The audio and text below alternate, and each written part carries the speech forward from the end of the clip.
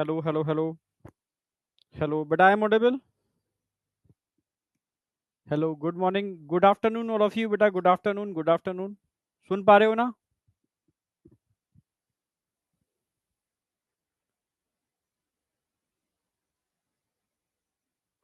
Good afternoon बेटा, good afternoon, good afternoon.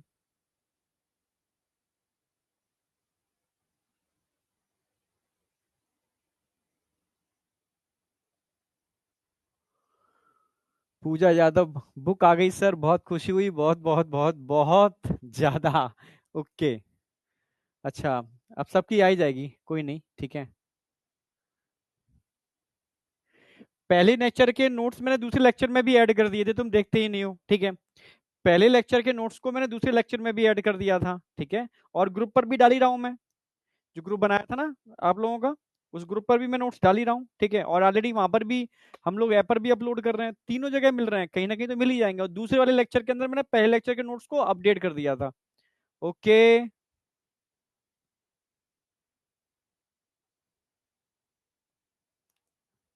हाँ बेटा, गुड आफ्टरनून, गुड आफ्टरनून, ठीक है। चलो स्टार्ट करते हैं अब, ठीक है। स्टार्ट करते हैं आज। ओके, कार्बोहाइड्रेट आपका चल रहा है अभी, ठीक है। कार्बोहाइड्रेट चल रहा है। बेसिक मैंने पूरा करा दिया था, उसके बाद मैंने एपीमर, एनोमर, मोनोमर, मोनोडाइसेकेराइड, समझ रहे हो ना? हाँ, ये बेसिक करा दिए थे। अब आज मुझे एक्चुअल में, ठीक है, मोनोसेकेराइड करा दिए थे, आज डाई कराने हैं मुझे। डाई और पॉली। साउंड ठीक है ना? साउंड ठीक है ना? चलो ठीक है। हाँ, सिलेबस में बता दे रहा हूँ। जो अगला टेस्ट होना है संडे को, उसमें वो माइनर टेस्ट है। तो माइनर टेस्ट के अंदर जो मैंने बायोमोलिक्यूल में अब तक कराया है, यानी पूरा बेसिक और प्राइमरी और सेकेंडरी मेटाबोलाइट्स, मैं रिवाइज करा दे रहा हूँ, ठीक है। तो बेसिक का रिवीजन नहीं कराऊंगा मैं, रिवीजन के अंदर प्राइमरी और सेकेंडरी मेटाबोलाइट से मैं रिवाइज करा दे रहा हूं, कितना मैंने करा दिया है। पर टेस्ट में ओनली प्राइमरी और सेकेंडरी मेटाबोलाइट तक ही आएगा, समझ रहे हो? हाँ, पूरा एनालिसिस, स्टार्टिंग वाला पार्ट, पूरी chemical analysis, primary secondary metabolites, और जितनी भी टेबल कराई थी ना मैंने इनकी, वो सारी टेबल, इन पर क्वेश्चन आएंगे, ठीक है। ओके, चलो ठीक है, आगे बढ़ रहा हूँ। फटाफट रिवीजन देख लो, मैंने जो करा दिया था बच्चों को, पुरानी स्लाइड मैंने ऐड कर दी है। फिर भी मैं हर लेक्चर में रिवीजन में ओल्ड स्लाइड ऐड कर देता हूँ, जिससे कि आपका रिवीजन भी हो जाए और स्लाइड भी मिल जाए, ठीक है। तो सबसे पहले मैंने बताया था कि भाई प्राइमरी और सेकेंडरी मेटाबोलाइट्स क्या होते हैं। तो सबसे पहले मेटाबोलाइट्स क्या होते हैं। तो मेटाबोलाइट समझने से पहले मैंने बताया था कि हमारी बॉडी के अंदर मेटाबॉलिक रिएक्शंस होते हैं, ठीक है। डिफरेंट पाथवे होते हैं, उन रिएक्शंस में, उन पाथवे में, ठीक है, जो भी पार्टिसिपेट करता है और इंटर कन्वर्जिबल है, वो सारे के सारे मेटाबोलाइट्स हैं, ठीक है। It is a biomolecule. Biomolecule present in all living cells which continuously convert into another organic compound, ठीक है, जो एक दूसरे में कन्वर्ट हो रहे हैं इन मेटाबॉलिक रिएक्शंस, उन्हीं को बोलते हैं मेटाबोलाइट्स, ठीक है। क्लासिफिकेशन करते हैं तो दो टाइप के होते हैं, प्राइमरी और सेकेंडरी, जो बहुत इंपॉर्टेंट है। नीट में एक क्वेश्चन मान के चलो एक आता ही आता है इसकी टेबल से, ठीक है। प्राइमरी मैंने बताया था बेटा कि प्राइमरी मेटाबोलाइट सबके अंदर बनते हैं, भाई एनिमल में बनते हैं, फंगस में बनते हैं, प्लांट में बनते हैं, बैक्टीरिया में, सब में बनते हैं। पर सेकेंडरी मेटाबोलाइट्स एनिमल में नहीं बनते। यस, एनिमल सेल के अंदर, एनिमल के अंदर सेकेंडरी मेटाबोलाइट्स का फॉर्मेशन नहीं होता, प्लांट, फंगस और बैक्टीरिया के अंदर ही होता है। क्लियर? बिल्कुल, हाँ। प्राइमरी मेटाबोलाइट्स की बात करता हूं, लार्ज क्वांटिटी में बनते हैं, लार्ज क्वांटिटी में बनते हैं, यस। और ड्यूरिंग ग्रोथ फेज बनते हैं, ग्रोथ फेज बनते हैं। जबकि सेकेंडरी मेटाबोलाइट्स बहुत कम क्वांटिटी में बनते हैं और ड्यूरिंग स्टेशनरी फेज, जब ग्रोथ रुक जाती है, ग्रोथ के बाद आती है स्टेशनरी फेज, तब बनते हैं, ठीक है। हाँ, प्राइमरी मेटाबोलाइट्स का अगर मैं रोल की बात करता हूं तो आइडेंटिफिएबल है, मतलब हम जानते हैं प्राइमरी मेटाबोलाइट्स के रूल क्या है। जैसे अमाइनो एसिड से प्रोटीन बनते हैं, डिफरेंट टाइप के इंटरमीडिएट बनते हैं, कार्बोहाइड्रेट हो गए, ठीक है, एटसेट्रा, ठीक है। ये सब प्राइमरी मेटाबोलिपिड, सब प्राइमरी मेटाबोलाइट्स हैं। पर सेकेंडरी मेटाबोलाइट्स ये पूरी टेबल में दिए, जिनका रोल हमें बहुत अच्छी तरीके से पता नहीं है, क्योंकि बहुत कम क्वांटिटी बनते हैं, स्टेशनरी फेज के टाइम पर बनते हैं, ठीक है। और एक्चुअल में इकोलॉजिकल सपोर्ट करते हैं, ऐसा एनसीईआरटी बोलती है, यानी सपोर्ट में हेल्प करते हैं, ठीक है। और एक्चुअल में इनका सही से रोल आइडेंटिफिएबल नहीं है। क्लियर है? बिल्कुल, हाँ। Involve in metabolic reaction, identifiable role है इनका, ठीक है, ग्रोथ, डेवलपमेंट, रिप्रोडक्शन एटसेट्रा में, produce in large quantity during growth phase, ठीक है। जबकि अगर मैं यहां बात करता हूं not involve in metabolic reaction, not identifiable role, produce in less quantity during stationary phase. और फिर मैंने एग्जांपल भी लिख दिए थे, protein, carbohydrate, nucleic acid, lipid, glucose, amino acid etcetera, सब जो तुम जानते हो ऑल आर प्राइमरी, ये सारे सेकेंडरी हैं, ठीक है। ये एक तरीके से रिएक्शन का बाई प्रोडक्ट है, रिएक्शन का बाई प्रोडक्ट है, साइड में बना हुआ प्रोडक्ट, ठीक है, डायरेक्ट प्रोडक्ट नहीं है, ठीक है। और ह्यूमन यूज में तो होते ही हैं, हम करते ही अपने यूज के अंदर उसको, ठीक है। पर इसके अलावा भी देखा जाए,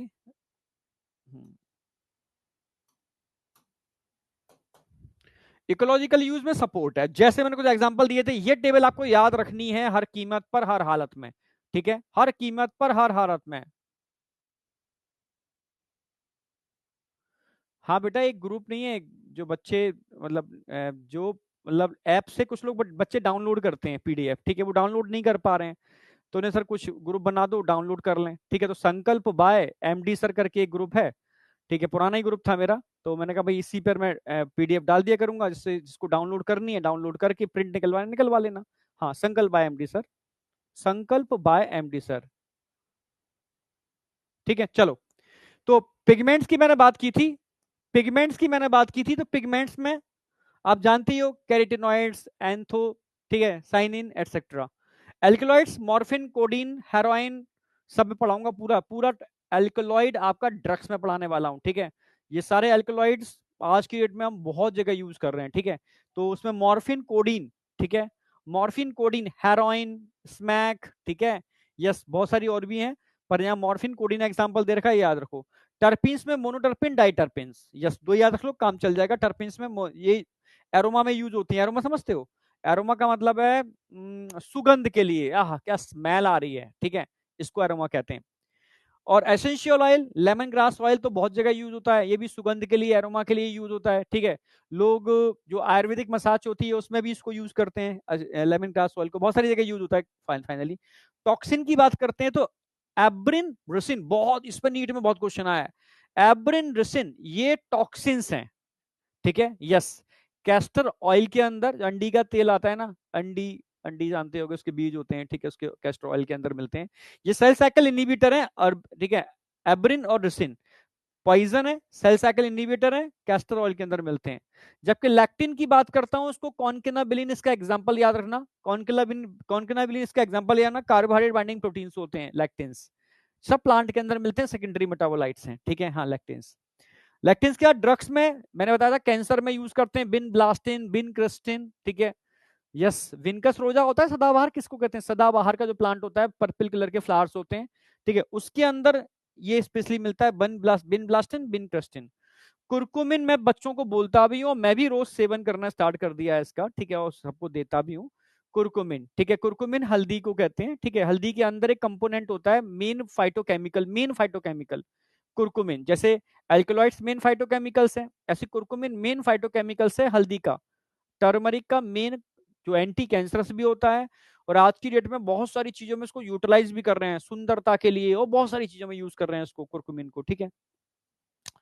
पॉलीमेरिक सब्सटेंस की बात करते हैं, रबर, गम, सेलुलोज, सारे के सारे पॉलीमेरिक सब्सटेंस हैं, ठीक है, हाँ, जिसमें सेलुलोज तो आप जानते भी हो, ठीक है, सपोर्ट के लिए काम करता है, ये सब क्या करते हैं, एक तरीके से सपोर्ट में हेल्प करते हैं। जबकि विन ब्लास्टिन, विन क्रिस्टिन, ठीक है, ये एंटी कैंसर, ठीक है, एज ए ड्रग है, ठीक है। चलो, इसको याद रखना है आपको भाई, ये टेबल बहुत इंपॉर्टेंट है, बहुत इंपॉर्टेंट है, लिख दिया मैंने, और एक क्वेश्चन आता है यहाँ से, हाँ। हल्दी तो तुम खाया करो यार, किसी न किसी फॉर्म में खाया करो, ठीक है, हाँ। हल्दी, मैं हरी हल्दी की बात कर रहा हूँ, जो आती है ना, कच्ची हल्दी आती है, ठीक है, जड़ जैसी होती है, कद्दूकस से घिस सकते हैं उसको, ठीक है, हाँ। दूध में डाल के ले लो, चाय बना करके चाय में डाल के ले लो, ठीक है। कोई जूस बना रहे हो, जूस के अंदर आपने उसकी एक छोटी सी गांठ लेके डाल दी, ठीक है, किसी न किसी फॉर्म में आपके अंदर जाए। पर एक बात ध्यान रखना, कुरकुमिन हमारी गट से डायरेक्ट एब्जॉर्ब नहीं होता, ये एक समस्या है। तो कुरकुमिन को एब्जॉर्ब कराना है तो, ठीक है, ब्लैक पेपर, काली मिर्च आती है ब्लैक पेपर, उसका पाउडर साथ में डालना पड़ेगा, तभी वो एब्जॉर्ब होगा। समझे, समझे या नहीं समझे, तुम क्या लिख रहे हो? हाँ, मैं मिल के साथ लेता हूँ, ठीक है, ठीक है, चलो, तरीके मैंने बता दिए। अब आ जाओ, मैंने फिर फाइनली क्लासिफिकेशन ऑफ बायोमोलिक्यूल बताया था, दो टाइप के होते हैं, बायो मैक्रो, बायो माइक्रो। ठीक है। माइक्रो का मतलब है जिनका मॉलिक्यूलर वेट 8 से लेकर के 800 डाल्टन के बीच में होता है, वो माइक्रो है। ठीक है, लेस देन 1000 डाल्टन। क्लियर है। एसिड सॉल्युबल पूल में मिलते हैं, नीचे आ जाते हैं सारे के सारे। ठीक है, लिपिड नहीं आता, लिपिड माइक्रो है पर नीचे नहीं आता, क्योंकि लिपिड अकेला होता ही नहीं है, वो मिलके रहते हैं दोस्त, हाथ मिला करके वेसाइकल्स की फॉर्म में, इसलिए वो ऊपर रह जाते हैं। ठीक है, मोनोमेरिक सब्सटेंस होते हैं सारे के सारे, जैसे glucose, amino acid. Lipid monomeric है पर मिलता किसके अंदर है? एसिड इनसॉल्युबल पूल के अंदर, एन न्यूक्लिक एसिड। ठीक है, जबकि अगर मैं मैक्रोमोलिक्यूल की बात करता हूं, इनका मॉलिक्यूलर वेट 1000 डाल्टन से ज्यादा होगा। पर एनसीईआरटी लिखती है जो लिपिड वेसाइकल्स होते हैं मोस्टली 10,000 डाल्टन या उससे बड़े होते हैं। ठीक है, हाँ, कहां होते हैं? एसिड इंसॉल्युबल पूल में होते हैं। पॉलीमेरिक सब्सटेंस है जो इन मोनोमर यूनिट के पॉलीमराइजेशन से, जैसे मोती और मोतियों की माला, तो मोती तो मोनोमर हो गया, मोतियों की माला पॉलीमर हो गई, उस तरीके से मिलके बने होते हैं। ठीक है, lipid vesicle present in acid insoluble pool. क्यों? क्योंकि लिपिड कभी अकेला रहता ही नहीं है, वेसाइकल्स की फॉर्म में रहता है, हाथ पकड़ के रहता है। ठीक है, क्योंकि उसमें हाइड्रोफोबिक और हाइड्रोफिलिक, याद बताया, मैं डायग्राम बना के समझाया भी था, दो रीजन होते हैं। ठीक है, इस वजह से वो वाटर इंसॉल्युबल होते हैं। और always present in acid insoluble pool, मतलब बायोमैक्रोमोलिक्यूल। ये सारा मैंने आपको समझा भी दिया था बना करके। नेक्स्ट आ जाओ। अब कार्बोहाइड्रेट मैंने स्टार्ट कर दिया था, मैंने कहा था कार्बोहाइड्रेट है क्या। ठीक है, तो मैंने कहा था carbohydrate are the carbon compound. Carbohydrate, carbon के हाइड्रेट मतलब वाटर। ठीक है, इसका फॉर्मूला ये था CnH2O का N। ठीक है, जैसे बस ध्यान रखना है आपको, डीऑक्सी राइबोस शुगर इस फॉर्मूले को फॉलो नहीं करती। ठीक है, कुछ एक्सेप्शनल केस भी होते हैं। इसमें कार्बन और हाइड्रोजन का रेशियो और ऑक्सीजन और हाइड्रोजन का रेशियो हमेशा 1:2 होता है। ठीक है, हाइड्रोजन हमेशा 2 होगा, क्योंकि समझ रहे हो ना, अंदर 2 है और ये सिंगल सिंगल है, तो हमेशा 2 डबल होगा इसका। ठीक है, कार्बोहाइड्रेट कार्बन कंपाउंड ऑफ या तो पॉलीहाइड्रोक्सी एल्डिहाइड होंगे या पॉलीहाइड्रोक्सी कीटोन होंगे। पॉलीहाइड्रोक्सी एल्डिहाइड या पॉलीहाइड्रोक्सी कीटोन। पॉलीहाइड्रोक्सी का मतलब इसमें बहुत सारे OH ग्रुप लगे होते हैं, हमने एग्जांपल बना के भी दिखाया था। ठीक है, या तो एल्डिहाइड होंगे यानी CHO ग्रुप लगा होगा, या कीटो होंगे, ये या ये दोनों नहीं होंगे। पॉलीहाइड्रोक्सी एल्डिहाइड या पॉलीहाइड्रोक्सी कीटोन हो सकते हैं। ठीक है, पॉलीहाइड्रोक्सी एल्डिहाइड या पॉलीहाइड्रोक्सी कीटोन हो सकते हैं। जैसे मैंने बताया भी था, जैसे पॉलीहाइड्रोक्सी एल्डिहाइड का एग्जांपल है वही फर्स्ट कार्बन पर एल्डिहाइड लगा हुआ है, इसको कार्बोनाइल कार्बन भी कहते हैं। या सेकंड कार्बन को कार्बोनाइल कार्बन कहेंगे, क्योंकि यहाँ पर सेकंड कार्बन पर कीटो ग्रुप लगा हुआ होता है। ठीक है, तो पॉलीहाइड्रोक्सी एल्डिहाइड के एग्जांपल ध्यान रखना, 6 कार्बन शुगर की बात कर रहा हूं अभी। ठीक है, 3, 4, 5 या 7 की बात नहीं कर रहा। तो ग्लूकोज, गैलेक्टोज, मैनोज ये पॉलीहाइड्रोक्सी एल्डिहाइड हैं, जबकि फ्रक्टोज पॉलीहाइड्रोक्सी कीटोन है। बहुत क्वेश्चन आता है। ठीक है, देखो बायोमोलिक्यूल का कोई अंत नहीं है, बहुत है बायोमोलिक्यूल। ठीक है, क्योंकि वो तो मैं भी इसमें पढ़ोगे ही। देखो बायोमोलिक्यूल की तो मैंने कहा एक पूरी किताब ही है, मतलब पूरी बायोकेमिस्ट्री की बुक ही है, लेरिंजर नेल्सन कॉक्स। ठीक है, बहुत मोटी है। ठीक है, तो कोई इसका मतलब कहते ना कि बहुत ज्यादा है बायोकेमिस्ट्री, तुम पढ़ोगे बायोकेमिस्ट्री में आगे जाकर के। ठीक है, बहुत ज्यादा। तो मैंने सोचा कि आखिर दो तरीके हैं, तुम्हें डरा दूं, ठीक है, या डर निकाल दूं। तो डराने का तरीका तो यही है कि मैं बायोकेमिस्ट्री का मैक्सिमम पार्ट तुम्हें करा दूं। ठीक है, तो नो डाउट थोड़ा सा डर जाओगे और फिर वो सरल नहीं हो पाएगा। और डर निकालने का तरीका क्या है कि मुझे अभी तुम्हें नीट कराना है, तो नीट का एकदम कंसेप्चुअल आपके ब्रेन में सेट कर दूं, बस नीट का। नीट का इससे बाहर क्वेश्चन नहीं आएगा, लिखवा लो कहीं से भी। ठीक है, पॉसिबल ही नहीं है। ठीक है, तो पर मैं दोनों का लेवल लेके चलूंगा, कंसेप्ट भी सेट हो जाए और नीट से थोड़ा सा ऊपर तुम पढ़ लो, क्योंकि थोड़ा बहुत केमिस्ट्री इधर भी पूछा जाता है, इसलिए थोड़ा सा ऊपर लेके चलूंगा कंसेप्चुअल। ठीक है, एनसीईआरटी में ज्यादा नहीं है, एनसीईआरटी तो बहुत छोटा सा दे रखा है। ठीक है, बट उससे थोड़ा सा अप लेके चलेंगे, इससे चीजें थोड़ी सी और बेटर हो जाए। ठीक है, फिर मैंने समझाया भी था आपको। ठीक है, क्लासिफिकेशन ऑफ कार्बोहाइड्रेट, सिंपल और कॉम्प्लेक्स। सिंपल में मोनो और डाई आते हैं, कॉम्प्लेक्स में ओलिगो और पॉली आते हैं। ठीक है, मोनो के मैंने कुछ एग्जांपल दिए थे भाई। मोनो का मतलब है सिंगल सुगर, ये सबसे छोटी सुगर, स्मॉलेस्ट सुगर कितने कार्बन की होगी? स्मॉलेस्ट सबसे छोटी सुगर 3 कार्बन की होती है। कहां है भाई, कहां बज रहा है? सबसे छोटी सुगर 3 कार्बन की होती है। 1 मिनट,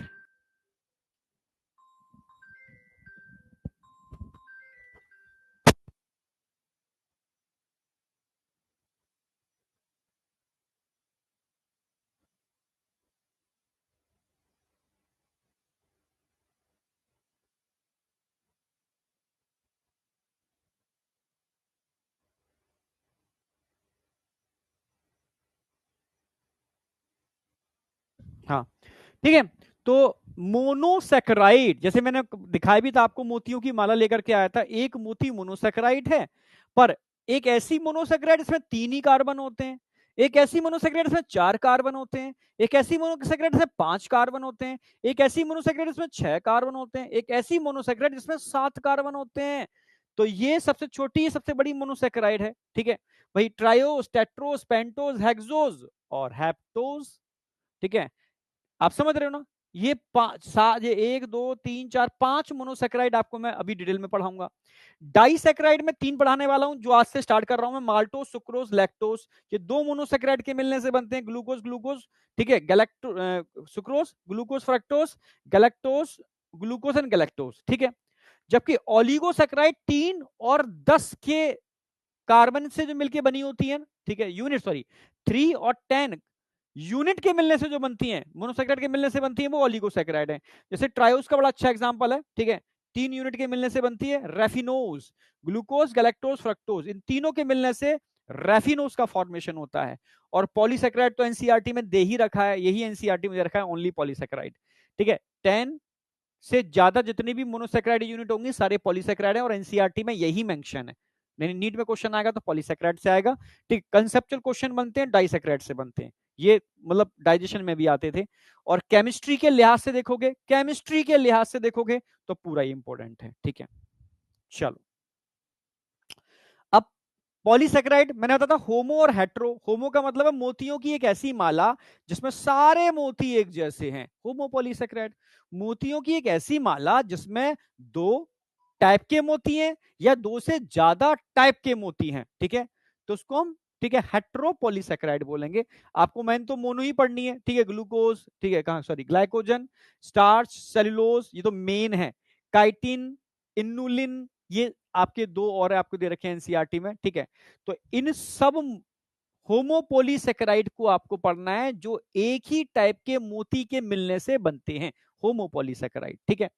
मैंने लिख भी दिया है भाई, ग्लाइकोजन और स्टार्च की बात करूंगा अल्फा ग्लूकोज होगा, सेलुलोज के अंदर बीटा ग्लूकोज होगा, काइटिन जब पढ़ाऊंगा तो उसमें नाग, NAG, नाग, ठीक है, ये भी ग्लूकोज का ही, ठीक है, एक रूपांतरण है, समझा भी दूंगा उसको मैं, ठीक है। हाँ, उसके एमिनेशन से बनता है, ठीक है, एन एसिटाइल ग्लूकोसामिन, ठीक है। अब आ जाओ हेट्रोपॉलीसेकेराइड में, बड़ा प्यारा सा एग्जांपल दिया है मैंने, पेप्टिडोग्लाइकेन, जो आप बैक्टीरियल वॉल में देखोगे भी इसको, ठीक है। नाम और नाग 2 टाइप की सुगर के पॉलीमराइजेशन से बनता है, यानी 2 टाइप के मोतियों की माला है एक तरीके से, ठीक है। तो इसको भी हम पढ़ने वाले हैं, ठीक है। तो यहां तक तो समझ में आ गया होगा, इसमें कोई डाउट होगा नहीं। फिर मैं आ गया था एक एक करके, पहले मैंने मोनोसेकेराइड कल कराए थे, डाइसेकेराइड में आज कराने वाला हूं, ठीक है, और पॉलीसेकेराइड। तो मोनोसेकेराइड में मैंने बताया था बेटा, इनको फर्दर डिवाइड नहीं कर सकते, हाइड्रोलाइज नहीं कर सकते, ट्रायोस, ठीक है, 3 कार्बन वाली ट्रायोस, 4 कार्बन वाली टेट्रोस, 5 कार्बन वाली पेंटोस, 6 कार्बन वाली हेक्सोस, और 7 कार्बन वाली सुगर कौन सी थी, हेप्टोस। क्लियर है बिल्कुल। हाँ, अगर मैं ट्रायोस की बात करता हूं तो ग्लिसरॉल्डिहाइड और डाइहाइड्रोक्सी एसीटोन, ठीक है, इसमें ये एल्डोज हैं सारी की सारी, ये कीटोज हैं। एल्डोज का मतलब इसमें एल्डिहाइड ग्रुप लगा हुआ है, और कीटोज का मतलब इसमें कीटो ग्रुप लगा हुआ है, ठीक है। क्लियर है बिल्कुल। हाँ, जैसे glyceraldehyde, erythrose, ribose, xylose, glucose, galactose, ठीक है, ग्लूकोहेप्टोज, ये सारी की सारी एल्डोज हैं। जबकि कीटोज, कीटोज की बात करता हूं तो तुम्हें तो बस फ्रक्टोज याद रख लो, काम बन जाएगा, ठीक है। राइबोज और राइब्यूलोज भी याद रख लो, ये भी हम आगे न्यूक्लिक एसिड में पढ़ाते हैं आपको, ठीक है। राइब्यूलोज में पढ़ाता हूं, मतलब मैं नहीं पढ़ाता, आप बॉटनी में पढ़ते होगे, जब आपने RUBP पढ़ा होगा, RUBP, ठीक है, हाँ, यस, RUBP कहां पढ़ा था, मोस्ट अबिंडेंट प्रोटीन, मोस्ट, अरे यार, most abundant protein, plant protein, plant protein, most abundant animal protein collagen होती है, और most abundant plant protein rubisco होती है, राइबुलोज बाइफॉस्फेट, ठीक है, हाँ, ribulose biphosphate carboxylase oxygenase, yes, ये CO2 को कैच करने वाली वो प्रोटीन है जो जब फोटोसिंथेसिस की वो डार्क रिएक्शन चलती है ना, तो CO2 जो कैच करती है, ठीक है, वो RUBPCO है, यस, ठीक है। तो राइबिलोज वहां देखने को मिलेगी, जबकि राइबोज, राइबोज और डीऑक्सीराइबोज ये कहां मिलेंगे आपको? डीएनए आरएनए के अंदर, ठीक है। चलो, तो मेनली ये दो याद रख लो, ये याद रख लो, कौन सी एल्डोज है कौन सी कीटोज है, ये नॉलेज के लिए बस, ठीक है। पर बता मैंने सारी दी है। अब मोनोसेक्राइड के बाद हम आ गए थे स्ट्रक्चर ऑफ मोनोसेक्राइड। मैंने कहा था मोनोसेक्राइड जो होते हैं बेटा वो दो फॉर्म्स में मिलते हैं, ठीक है। या तो ओपन चेन स्ट्रक्चर होता है या रिंग फॉर्म हो सकती है, ठीक है। जब भी आप किसी ओपन चेन स्ट्रक्चर को एक्वस सॉल्यूशन में डालोगे तो रिंग फॉर्म में कन्वर्ट हो जाएगा, ठीक है। समझ गए ना मेरी बात? हाँ, ओपन चेन स्ट्रक्चर की मैंने बताया था आपको ग्लूकोज का फ्रक्टोज का फॉर्मूला याद हो जाना चाहिए, ठीक है। जैसे ग्लूकोज की बात करता हूं भाई, 6 कार्बन दिखाए थे मैंने आपको, पहले कार्बन पर एल्डिहाइड लगा हुआ है तो ग्लूकोज है, दूसरे कार्बन पर कीटोन लगा हुआ है तो फ्रक्टोज है। राइट साइड में OH होते हैं, लेफ्ट साइड में H होते हैं, एक्सेप्ट थर्ड कार्बन।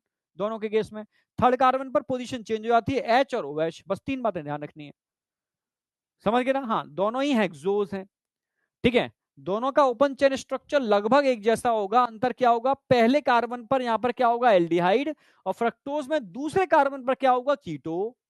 और OH राइट साइड में होंगे, H लेफ्ट साइड में होंगे, थर्ड कार्बन पर H और H की पोजीशन चेंज हो जाएगी। ये मैंने आपको याद करा दिया था, ठीक है।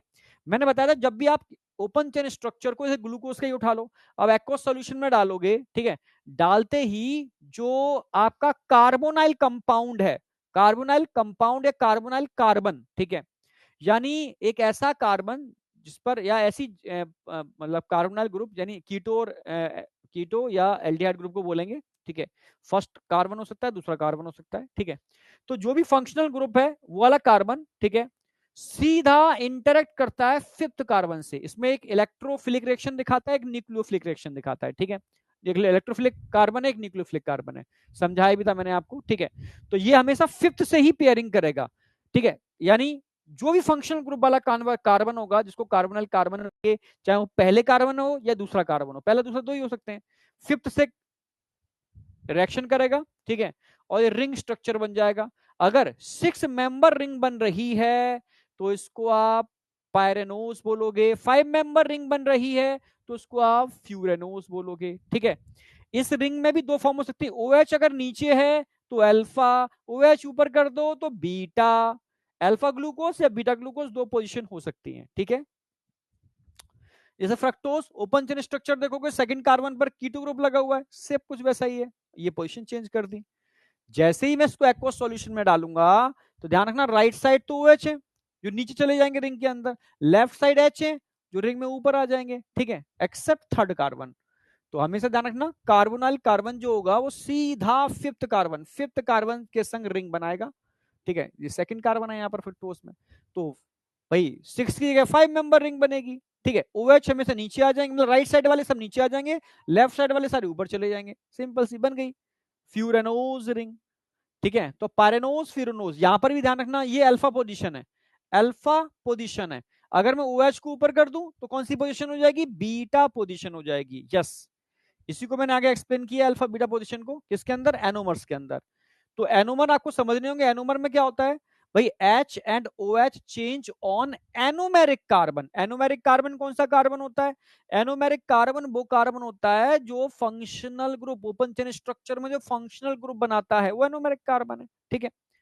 क्लियर है बिल्कुल? हाँ, तो carbon in cyclic structure that originate from carbonyl group, यानी CHO या CO in open chain structure, ठीक है, वो सारे सारे एनोमेरिक कार्बन है, ठीक है। तो एनोमेरिक कार्बन की अगर मैं बात करूं तो मैंने बताया था ना, हाँ, दो पोजीशन होंगे अल्फा और बीटा, मैं समझा भी देता हूं। जैसे एनोमेरिक कार्बन, ठीक है, ग्लूकोज में कौन सा कार्बन होगा? पहला। फ्रक्टोज में एनोमेरिक कार्बन दूसरा होगा। तो ग्लूकोज की अगर मैं बात करूं, ये अल्फा और बीटा दो पोजीशन हो सकती है। अगर OH नीचे है तो अल्फा, OH को ऊपर कर दोगे तो बीटा, हमेशा OH नीचे है तो अल्फा, OH ऊपर कर दोगे तो बीटा पोजीशन। तो ये तो हो गया एनोमेरिक पोजीशन, ठीक है, यस। सिर्फ अल्फा और बीटा का अंतर होता है हमेशा एनोमेरिक कार्बन के ऊपर, एनोमेरिक कार्बन के ऊपर वो कार्बन, ठीक है, जो फंक्शनल ग्रुप बनाता है, ठीक है। समझ गए ना मेरी बात? बहुत ध्यान रखना है। जबकि फ्रक्टोज के अंदर भी हम देखें तो फ्रक्टोज में एनोमेरिक कार्बन कौन सा कार्बन होगा? दूसरा कार्बन होगा। OH नीचे है तो अल्फा फ्रक्टोज, OH ऊपर कर दोगे तो बीटा फ्रक्टोज, सिंपल सी बात है। तो ये होते हैं अल्फा और बीटा पोजीशन, ठीक है, यस, एनोमर्स। अगर मैं एपीमर की बात करूं तो एनोमेरिक कार्बन को छोड़ करके किसी भी कार्बन पर एनोमेरिक कार्बन को छोड़ दो, ठीक है। इसके अलावा किसी भी कार्बन पर अगर एचओएच की पोजीशन चेंज हो जाए तो बेटा वो एपीमर होते हैं, वो एपीमर होते हैं। जैसे बहुत प्यारा एग्जांपल बताया मैंने, ग्लूकोज के 2 एपीमर होते हैं, ठीक है भाई। ग्लूकोज में सेकंड कार्बन पर एचओएच की पोजीशन चेंज कर दोगे तो बन जाएगा मैनोज। फोर्थ कार्बन पर एचओएच की पोजीशन चेंज कर दोगे तो बन जाएगा गैलेक्टोज। ध्यान से देखो, फोर्थ कार्बन पर मैंने चेंज की तो क्या बन गया, गैलेक्टोज। सेकंड कार्बन पर चेंज की तो क्या बन गया, मैनोज। तो ग्लूकोज की 2 फॉर्म और होती हैं, गैलेक्टोज और मैनोज। सिर्फ एच और ओ एच की पोजीशन चेंज है, सेकंड कार्बन या फोर्थ कार्बन, यानी अदर देन एनोमेरिक कार्बन। यहां तक बताओ, यहां तक किसी को कोई डाउट है? यहां तक कोई डाउट है बेटा?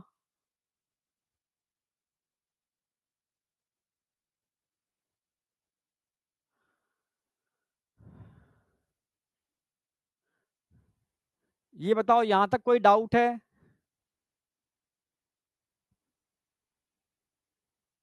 नहीं, दोनों चेंज नहीं होंगे, ठीक है। या सेकंड, देखो मैंने था सेकंड कार्बन चेंज होगा तो क्या बन गया आपका, मैनोज।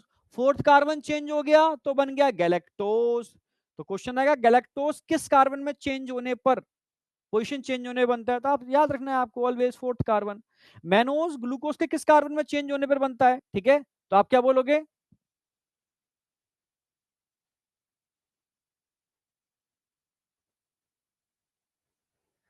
तरुण सर ने बेटा स्टार्ट कर दिया है, वॉकिंग करना स्टार्ट कर दिया है, ठीक है। उनके घर के सामने बहुत बड़ा पार्क है रोहिणी में, ठीक है। हाँ, वो फोटो भी भेजे हैं उन्होंने, ठीक है। तो वो दौड़ लगाना स्टार्ट किया है उन्होंने बड़े से पार्क में। हाँ, बहुत बड़ा पार्क है वहाँ पर, दिल्ली में होते नहीं है इतने बड़े पार्क, पर रोहिणी अच्छी जगह है, वहाँ बहुत बड़े बड़े पार्क हैं, तो वहाँ अब वो स्टार्ट किए हैं। और वो बाहर की चीजें भी बंद की हैं, ठीक है, हम सभी लोगों ने की हैं, ठीक है। कोशिश कर रहे हैं कि थोड़ा, ठीक है, हाँ मतलब सही चीजें खाएं, ठीक है। मतलब मैं तो खाता ही हूँ खैर, लेकिन सभी को बोलता हूँ कि सभी खाओ। पर मेरे संग कुछ एक्सीडेंट ऐसे हो जाते हैं तो फिर लोग मेरी बात को फॉलो नहीं करते, ठीक है। चलो कोई नहीं।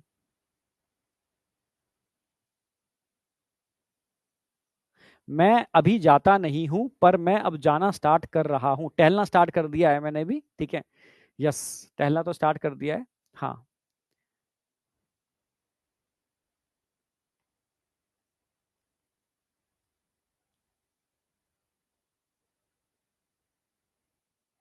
चलो करें स्टार्ट। चलो ठीक है, यहां तक कोई डाउट नहीं है किसी को, ये तो मैं ये जानना चाह रहा हूँ, यहां तक कोई डाउट है किसी को? नहीं है ना? हाँ, बस तो मुझे इतना तो डाउट कहाँ है। अब मैं सीधे आ रहा हूं आपके डाइसैकेराइड के ऊपर, समझना। डाइस, एक मिनट एक मिनट एक मिनट एक मिनट।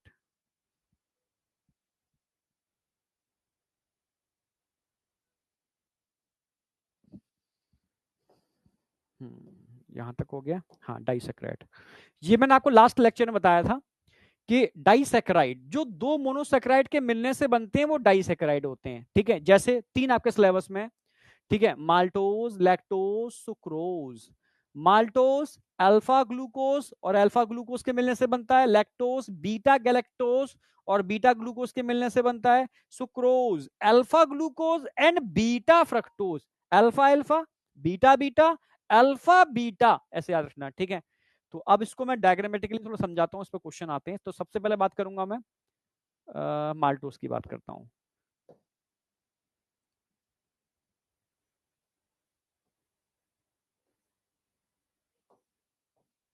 Maltose,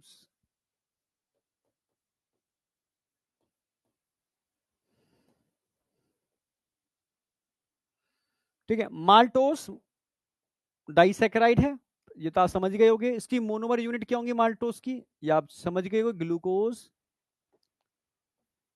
alpha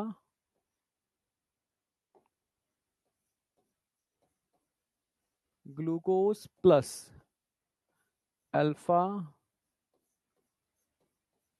glucose. देखो एक बार को आप एक्सरसाइज मत करो चलेगा, ठीक है, पर कोशिश करो बाहर का खाना बंद कर दो, आलू खाना कम कर दो, बस 2 चीजों पर ध्यान रख लो। बाहर का खाना कम कर दो, और आलू, तला हुआ आलू, आलू अच्छा है बुरा नहीं है, पर तला हुआ आलू, ठीक है, इसको कम कर दो तो काफी आपकी हेल्थ में इंप्रूवमेंट होगा। और पानी बहुत ज्यादा पियो, ठीक है, पानी बहुत ज्यादा पियो तो काफी चीजें आपकी मतलब बॉडी ऑटोमेटिकली प्यूरिफाई हो जाएगी। इतना ही कर पाओ क्योंकि बच्चे नहीं कर पाते इतना, ठीक है। हाँ, क्लियर है। तो alpha glucose and alpha glucose, ठीक है, ये माल्टोस। अच्छा, माल्टोस जानते हो कहाँ मिलती है? ये माल्ट शुगर होती है।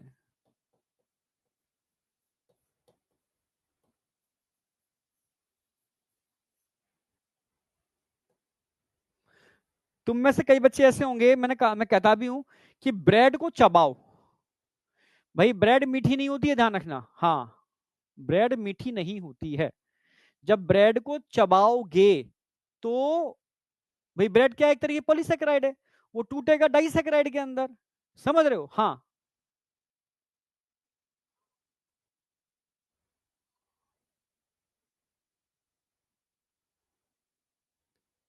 हेल्थ के लिए ठीक नहीं होता, ठीक है। हाँ, जब ब्रेड को आप चबाओगे तो वो मीठी लगेगी। क्यों? क्योंकि वो पॉलीसेकेराइड डाइसेकेराइड में टूटेगा। ब्रेड में कौन सा पॉलीसेकेराइड होता है? जरा, ब्रेड में क्या होता है? स्टार्च। क्या होगा? स्टार्च। स्टार्च किसमें टूटेगा? हाँ, स्टार्च किसमें टूटेगा? माल्टोज।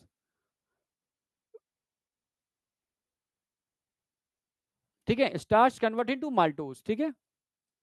तो इसको बोलते हैं माल्ट शुगर, ठीक है। समझ गए ना? हाँ, ये मीठा होता है तभी तो जब मीठी लगने चालू हो जाती है। अच्छा, माल्टोज रिड्यूसिंग होता है, नॉन रिड्यूसिंग होता है? ठीक है, ये मैं लिख दे रहा हूँ, वैसे आगे रिड्यूसिंग नॉन रिड्यूसिंग भी समझाऊंगा, ठीक है। रिड्यूसिंग शुगर है।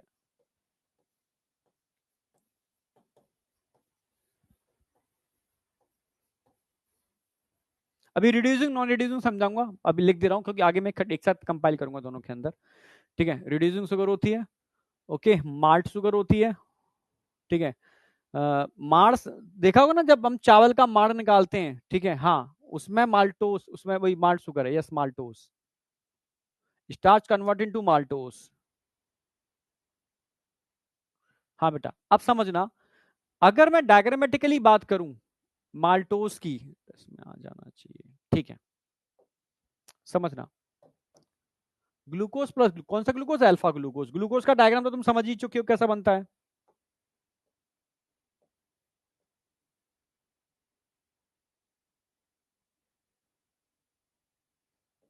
6 मेंबर रहेंगे ना ग्लूकोज, 6 मेंबर रहेंगे ग्लूकोज।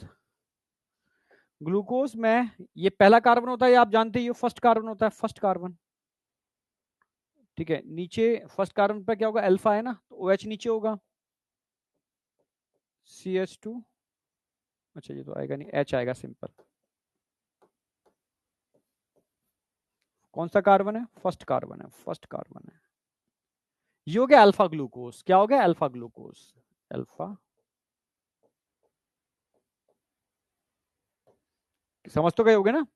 ये पहला कार्बन है, ये दूसरा कार्बन होगा, ये तीसरा कार्बन होगा, ये चौथा कार्बन होगा, ये पांचवा कार्बन होगा, और छठवां कार्बन यहां होगा, CH2OH। सिंपल ग्लूकोज है, ठीक है। और बताया भी था मैंने, पहला दूसरा तीसरा, तीसरे कार्बन पर OH ऊपर होगा, ठीक है, H नीचे होगा तीसरे कार्बन पर, ठीक है। सिंपल सी बात है, ग्लूकोज हो गया अल्फा ग्लूकोज। एक अल्फा ग्लूकोज और बना लेते हैं हम।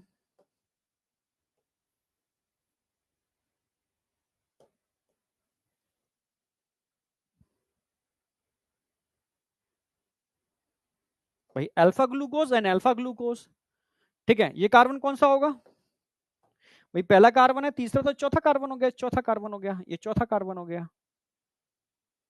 और फोर्थ कार्बन पर भी OH नीचे ही होगा, ये तो आप समझ गए होगे, OH और H ऊपर होगा। आपके सामने है, आपके सामने है भाई। अल्फा ग्लूकोज, अल्फा ग्लूकोज किसके मिलने से बनता है? अल्फा ग्लूकोज, अल्फा ग्लूकोज, ठीक है। अब यहां क्या होगा? आप समझ गए होगे, यहां से एक H2O निकल जाएगा, एक H2O निकल जाएगा। और एक H2O के निकलते ही क्या बन जाएगा, जरा बताओ? एक H2O के निकलते ही क्या बन जाएगा यहां पर? माल्टोज। क्या बन गया यहां पर? माल्टोज।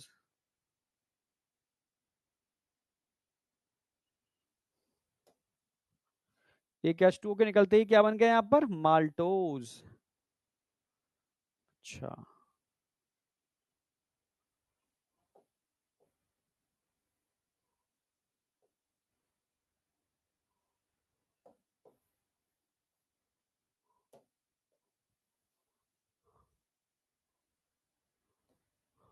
अरे यार, चलो बना ही देता हूँ ना। ठीक है, H2,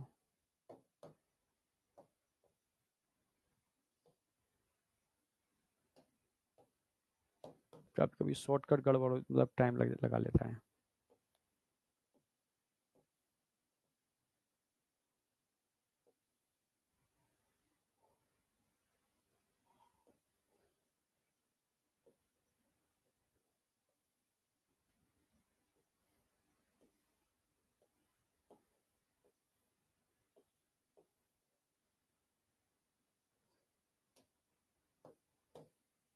पहला कार्बन, चौथा कार्बन, पहला कार्बन, चौथा कार्बन,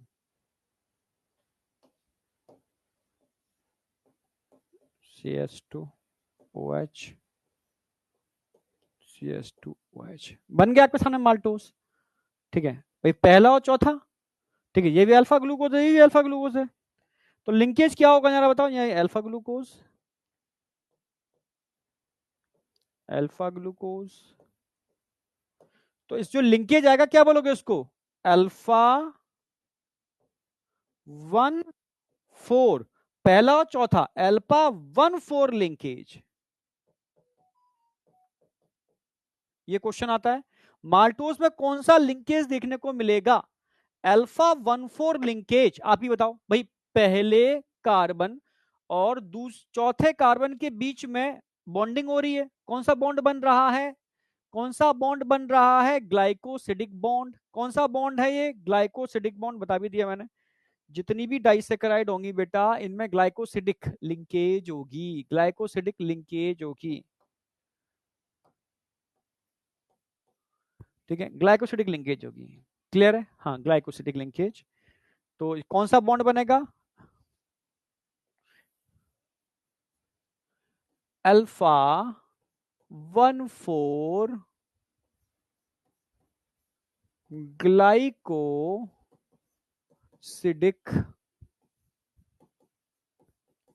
लिंकेज। अल्फा 1,4 लिंकेज याद रख लो बस, अल्फा 1,4। ठीक है, ग्लाइकोसिडिक लिंकेज। इसमें किसी को डाउट है, समझ में आया या नहीं आया। बैक स्क्रीन, बैक पर भी आ जाऊंगा, पहले इतना समझो, माल्टो समझ में आ गया नहीं आ गया। हाँ, अल्फा 1,4 लिंकेज याद रखना है।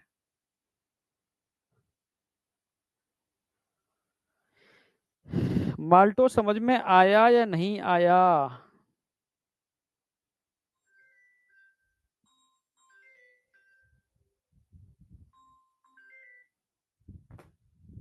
Done, crystal clear. चलो ठीक है, लिंकेज भी आपको याद रहेगा, अल्फा 1,4 लिंकेज देखने को मिल रहा है यहाँ पर।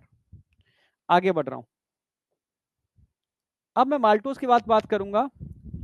लैक्टोस, कहां मिलता है लैक्टोज जरा बताओ, B.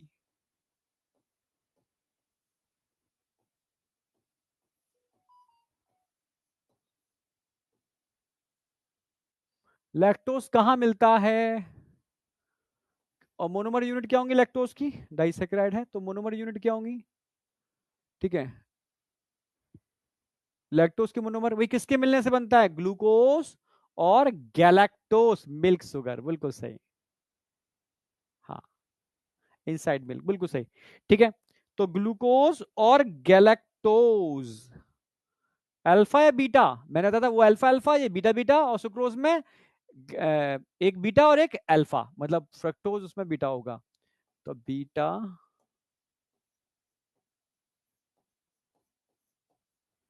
Galactose plus beta glucose. Beta का मतलब क्या हो गया, बीटा का मतलब OH ऊपर होगा नीचे, OH ऊपर अपोजिट डायरेक्शन में। अरे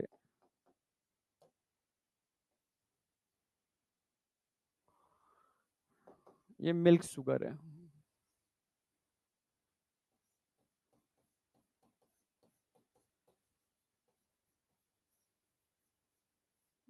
रिड्यूसिंग होती है, नॉन रिड्यूसिंग, ये भी रिड्यूसिंग शुगर है।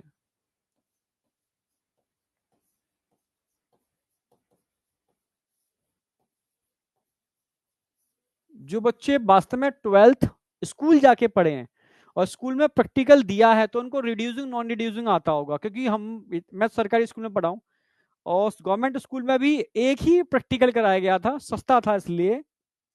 हाँ, तो रिड्यूसिंग नॉन रिड्यूसिंग सबको शुगर बांट दी गई थी पुड़िया के अंदर, और पता करना था कि रिड्यूसिंग है नॉन रिड्यूसिंग है। ठीक है, हाँ हाँ, मैं बेनेडिक्ट सॉल्यूशन और फाइलिंग सॉल्यूशन का एक एक वो शीशी दे दी गई थी हर टेबल पर, तो उसकी ड्रॉप डाल के देखना था, कलर चेंज हो रहा है, कलर चेंज नहीं हो रहा, कलर चेंज हो रहा है, ठीक है, तो वो रिड्यूसिंग शुगर है, और कलर चेंज नहीं हो रहा शुगर डालने पर तो नॉन रिड्यूसिंग शुगर है। ठीक है, अब का कंसेप्ट क्या होता है समझाऊंगा अभी मैं। ठीक है, तो मिल्क शुगर है, रिड्यूसिंग शुगर है, नॉन रिड्यूसिंग सिर्फ अभी मैं डाइसेक्राइड के अंदर सुक्रोज को बताऊंगा। ठीक है, कैसे बनेगी मिल्क शुगर, कैसे बनेगी, तो बीटा गैलेक्टोज, सबसे बीटा गैलेक्टोज। अब गैलेक्टोज में तो कोई डाउट होगा नहीं आपको, अगर मुझे गैलेक्टोज बनाना होगा तो 6 मेंबर रिंग होगी,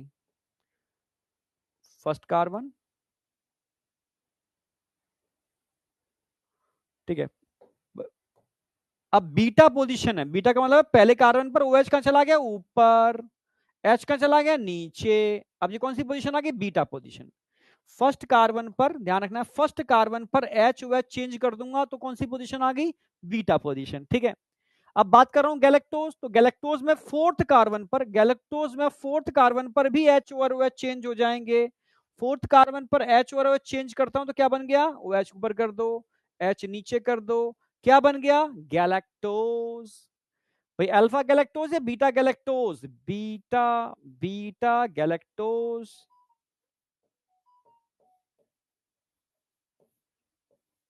ये आपके सामने आ गया बीटा गैलेक्टोज, क्लियर है बिल्कुल। भाई पहले कार्बन पे HOH चेंज कर दिए तो बन गया बीटा पोजीशन, चौथे कार्बन पे HOH की पोजीशन चेंज कर दी तो बन गया ग्लूकोज की जगह गैलेक्टोज, सिंपल सी बात है। ठीक है, बात बाकी कॉमन है। अब मैं इसकी पेयरिंग कर रहा हूं अगेन किसके साथ, बीटा ग्लूकोज के साथ, तो ग्लूकोज का तो सिंपल,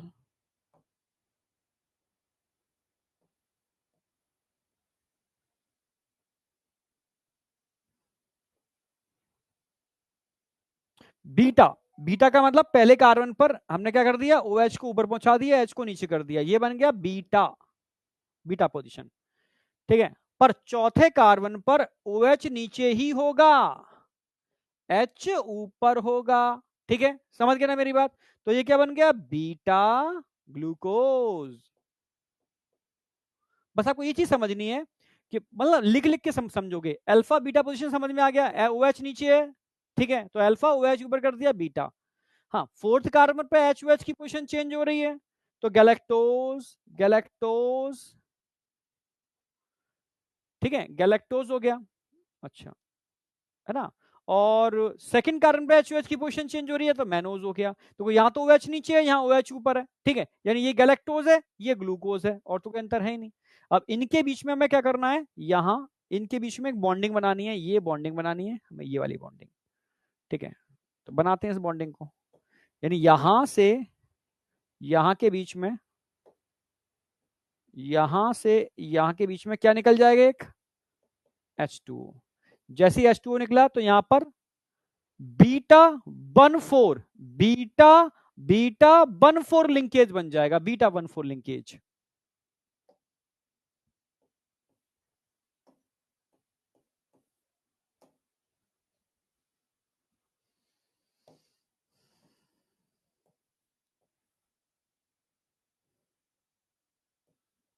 ये सब बना बना के देखोगे खुद अपने हाथ से, तभी परफेक्शन आएगा। खुद ड्रॉ करने हैं, नोट्स की कॉपी नहीं, खुद ड्रॉ करोगे। ठीक है,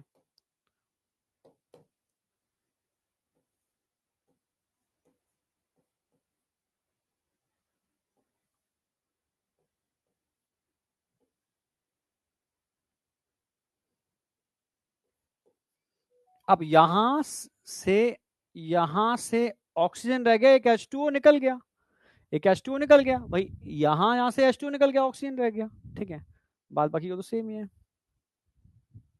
OH H। ठीक है, ये बीटा, अच्छा ये क्या बन गया, लैक्टोज।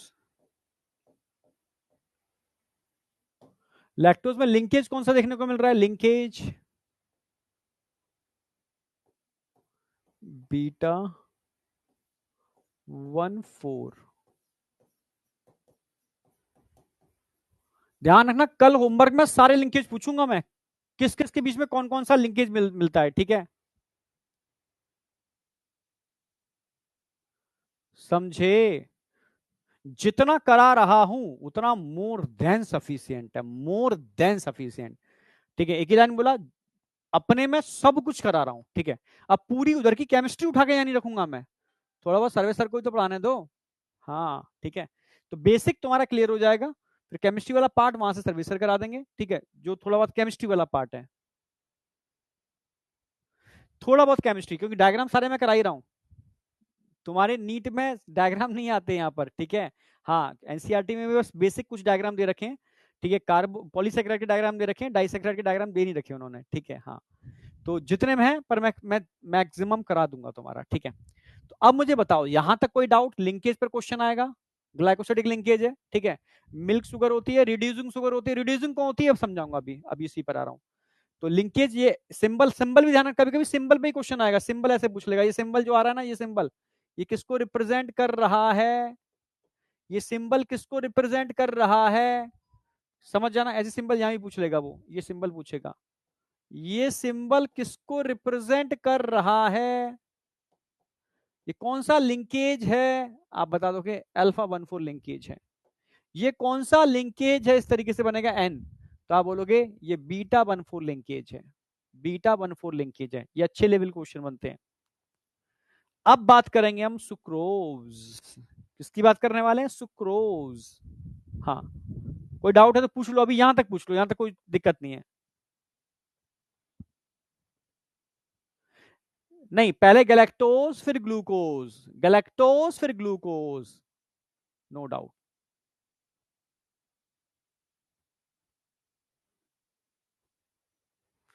तो सलाइवा निकाल करके प्रैक्टिकल किए थे।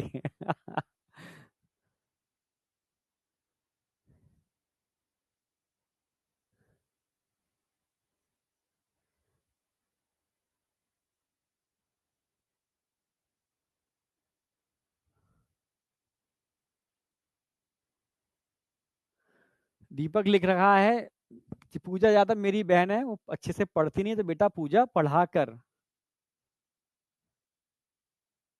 चलो पढ़ा कर। ठीक है, जिन जिनके पास बुक आती जा रही है, एक बार प्लीज जूलॉजी की बुक एक बार देख के मुझे बता तो दो, एक फीडबैक तो दे दो मुझे।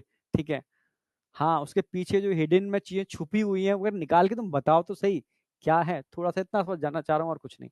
आ जाओ नेक्स्ट, नंबर थर्ड जगह है,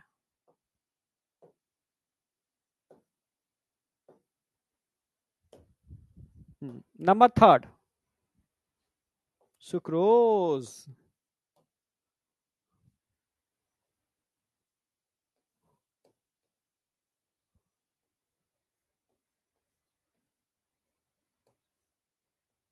बहुत इंपॉर्टेंट है सुक्रोज। ठीक है, सुक्रोज की बात करते हैं तो पता होनी चाहिए इसकी मोनोमर यूनिट क्या होंगी, सुक्रोज की जरा बताओ, मोनोमर यूनिट क्या होंगी। ठीक है भाई, यहां पर एक अल्फा होगी एक बीटा होगी, यानी अल्फा ग्लूकोज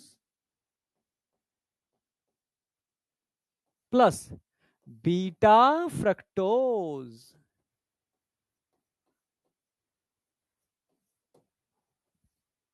ठीक है, अच्छा रिड्यूसिंग शुगर है नॉन रिड्यूसिंग शुगर है, सुक्रोज रिड्यूसिंग शुगर है नॉन रिड्यूसिंग शुगर है, कोई बता सकता है क्या? गन्ने का जूस पिया है, गुड़ खाया है, गुड़ गन्ने का जूस, हाँ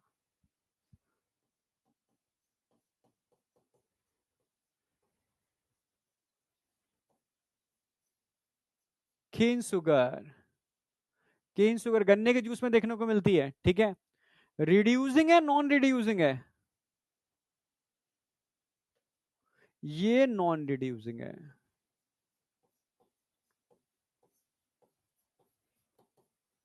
भाई नॉन रिड्यूसिंग डाइसैकेराइड के अंदर ध्यान रखना है आपको, ओनली सुक्रोज है।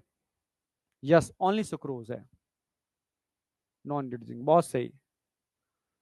हाँ, गुड़ खाते हो, गुड़ में भी सुक्रोज होती है, ठीक है। अब जब डायग्रामेटिकली समझाने की कोशिश कर रहा हूं, समझने की आप कोशिश करना। सबसे पहले तो ग्लूकोज बना रहा हूं मैं, ठीक है। ग्लूकोज,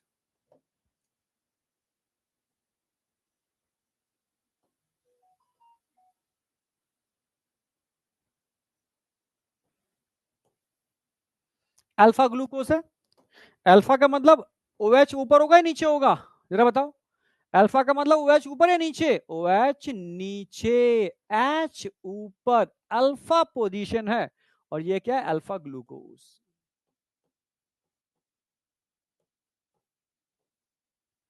और साथ में कौन है यहां पर? Beta fructose. पहले फ्रक्टोज का फॉर्मूला तो आप जानते ही हो, फ्रक्टोज का फॉर्मूला तो आप जानते ही हो। पायरोन रिंग होती है या फ्यूरॉन, फ्यूरान रिंग होती है? जरा बताओ, पायरोन बोलोगे फ्यूरान बोलोगे? पेन 5 मेंबर होंगे रिंग के अंदर। सेकंड कार्बन होगा। सेकंड कार्बन पर ध्यान रखना है, OH ऊपर होगा, नीचे नहीं होगा, ऊपर होगा, ठीक है। यानी OH ऊपर चला जाएगा और फर्स्ट कार्बन पर CH2 OH जो था ना, वो नीचे आ गया। हाँ, OH ऊपर चला गया। अगर OH ऊपर चला गया, OH अगर ऊपर चला गया, इतना लंबा लिखने की जरूरत नहीं है वैसे तो ये बीटा पोजीशन हो गई, बीटा फ्रक्टोज।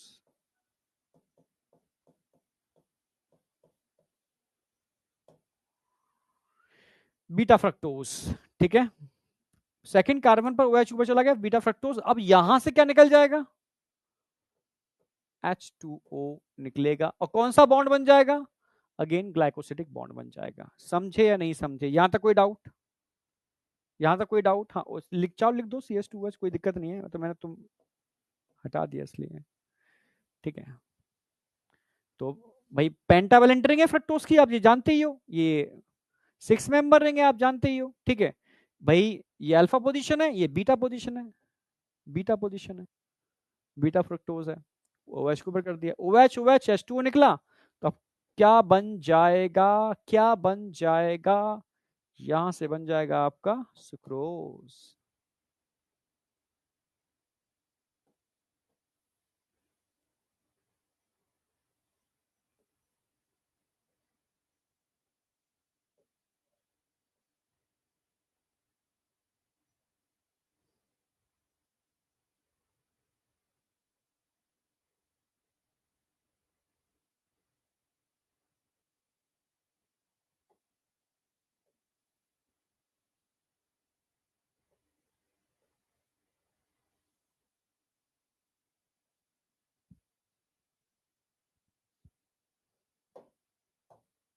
पहला कार्बन, दूसरा कार्बन, अल्फा,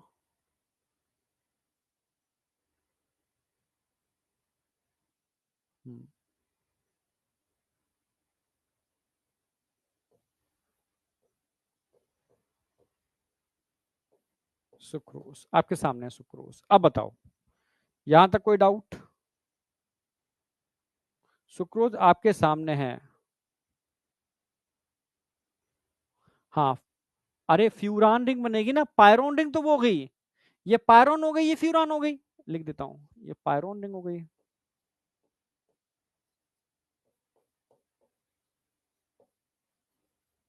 ये पायरोन रिंग है ये वाली, ये फ्यूरान रिंग है। 5 मेंबर रिंग है, 6 मेंबर रिंग है, ठीक है। ये जो लिंकेज बन रही है, इस लिंकेज को हम क्या लिखते हैं, जरा बता, कौन सी लिंकेज होगी? Alpha 1 beta 2 linkage. Alpha 1 beta 2 linkage लिख सकते हो आप इसको, ठीक है। यहां तक बताओ, या इसको ऐसे भी लिख सकते हो, कई लोग लिखते हैं, मैं लिख दे रहा हूं। अल्फा 1 to बीटा लिंकेज, ऐसे भी लिख सकते हो। लिंकेज पर क्वेश्चन आता है।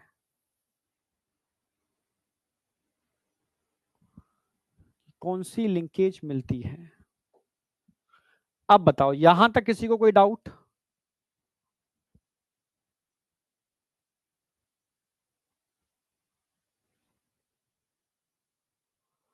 अच्छा, कहां पर रिव्यू टेलीग्राम पर मैसेज नहीं हो पाता? अरे बात तो सही कह रहा है।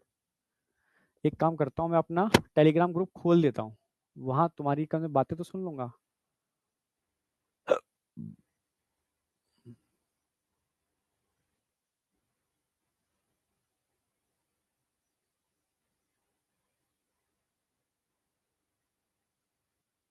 कोई नहीं, मैं रिव्यू तुमसे ले लूंगा, टेंशन मत करो।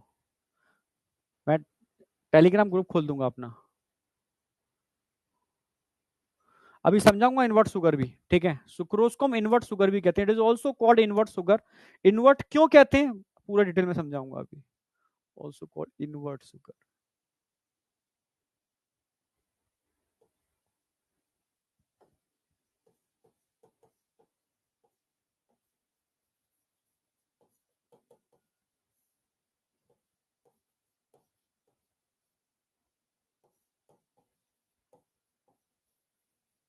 हम आपको अब पढ़ाते थे डाइजेशन, तो डाइजेशन में सुक्रेज एंजाइम था जो सुक्रोज को तोड़ता था, ठीक है? क्योंकि सुक्रोज इन्वर्ट शुगर है, ठीक है? इसलिए सुक्रेज एंजाइम को इन्वर्टेज भी हम बोलते थे, इन्वर्टेज। ओके, सारे स्लाइड डाल दूंगा आज मैं अभी, ठीक है? तो ये बताओ, यहां तक कोई डाउट है? यहां तक कोई डाउट है? लिंकेज नहीं भूलनी और मोनोमर यूनिट नहीं भूलनी किसी की भी, ये आपका मतलब आपको याद रखना ही है।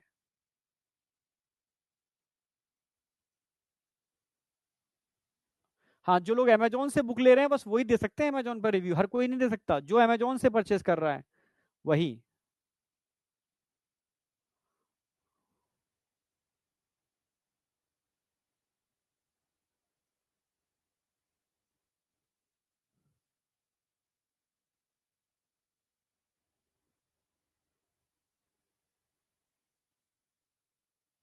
शुगर केन लिख देता हूँ, कैन शुगर, शुगर केन, ठीक है, कोई नहीं।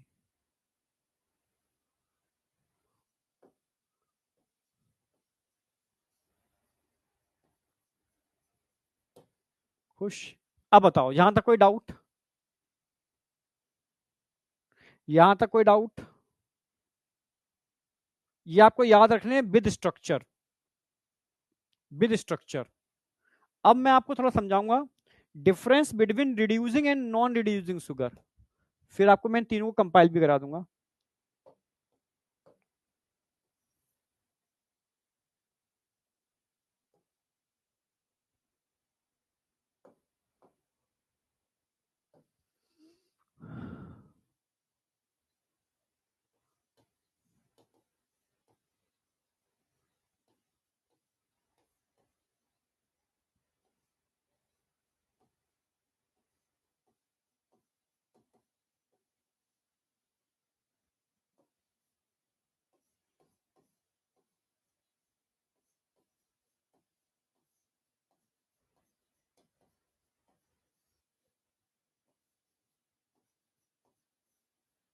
Difference between reducing and non reducing sugar.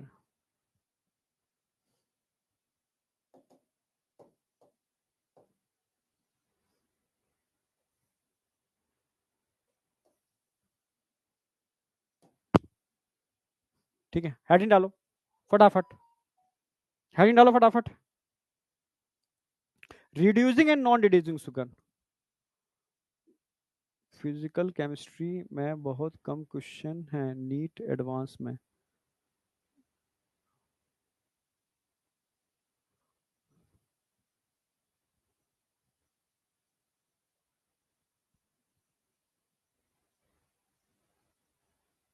चलो आ जाओ।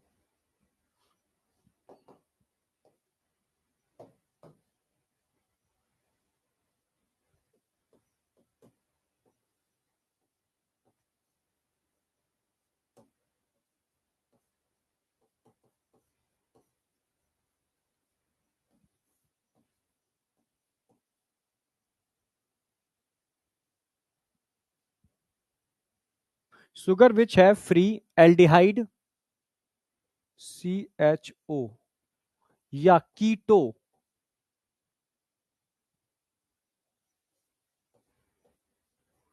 Group on carbonyl compound.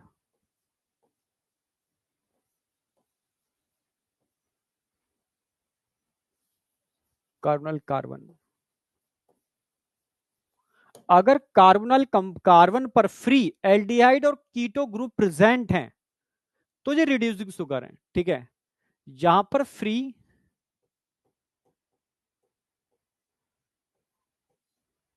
CHO या CO एब्सेंट है ऑन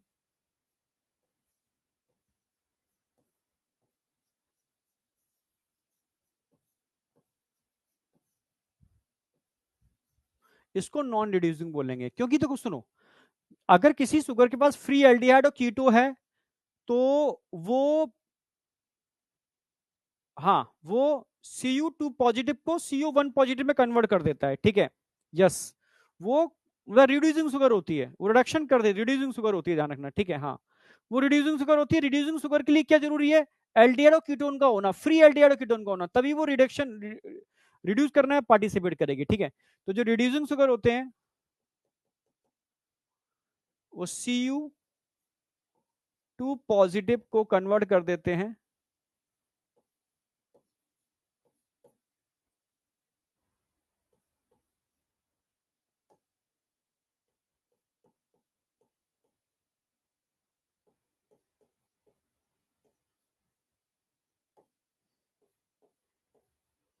अगर कार्बोनाइल कंपाउंड पर फ्री CHO और CO हैं तो Cu2 पॉजिटिव को Cu पॉजिटिव में कन्वर्ट कर देंगे। ठीक है, वो कन्वर्ट नहीं कर पाएंगे, सिंपल सी बात है।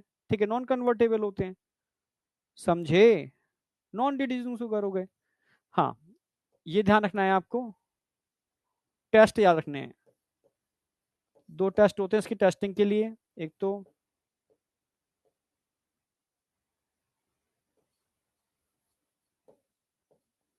फेलिंग टेस्ट होता है, एक बेनेडिक्ट टेस्ट होता है।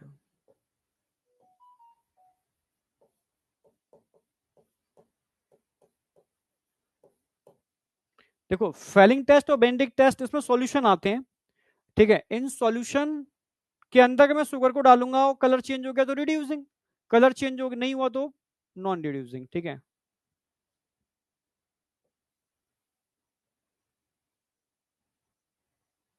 सिंपल सी बात है। ठीक है, पॉजिटिव टेस्ट होता है यहाँ पर, यहाँ इसका नेगेटिव टेस्ट होता है।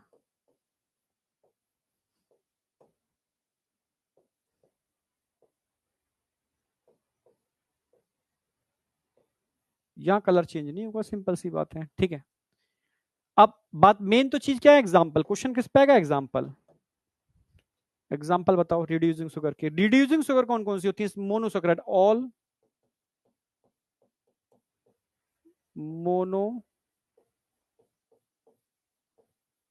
सैकेराइड, सारी की सारी मोनोसैकेराइड के पास भाई फ्री एल्डिहाइड और कीटो होगा, तो होंगे होंगे।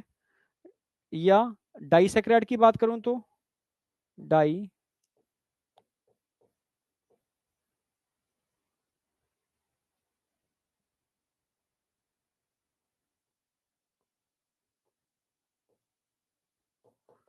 डाइसैकेराइड में सिर्फ दो ही होंगे। ठीक है, एक माल्टोज और एक लैक्टोज, ये दो एग्जांपल याद रखो। ठीक है, जबकि नॉन रिड्यूसिंग शुगर की बात करूंगा तो जिसमें कैसे याद रखोगे, समझना। सुक्रोज,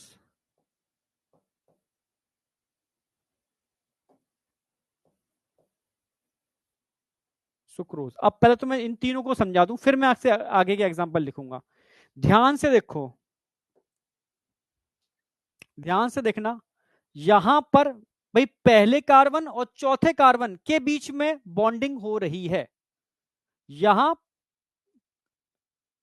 भाई जो बीटा पोजीशन है ना, यहां पहला कार्बन फ्री है, समझ रहे हो?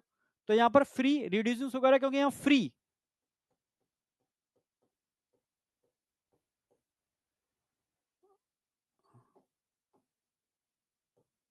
CHO प्रेजेंट है।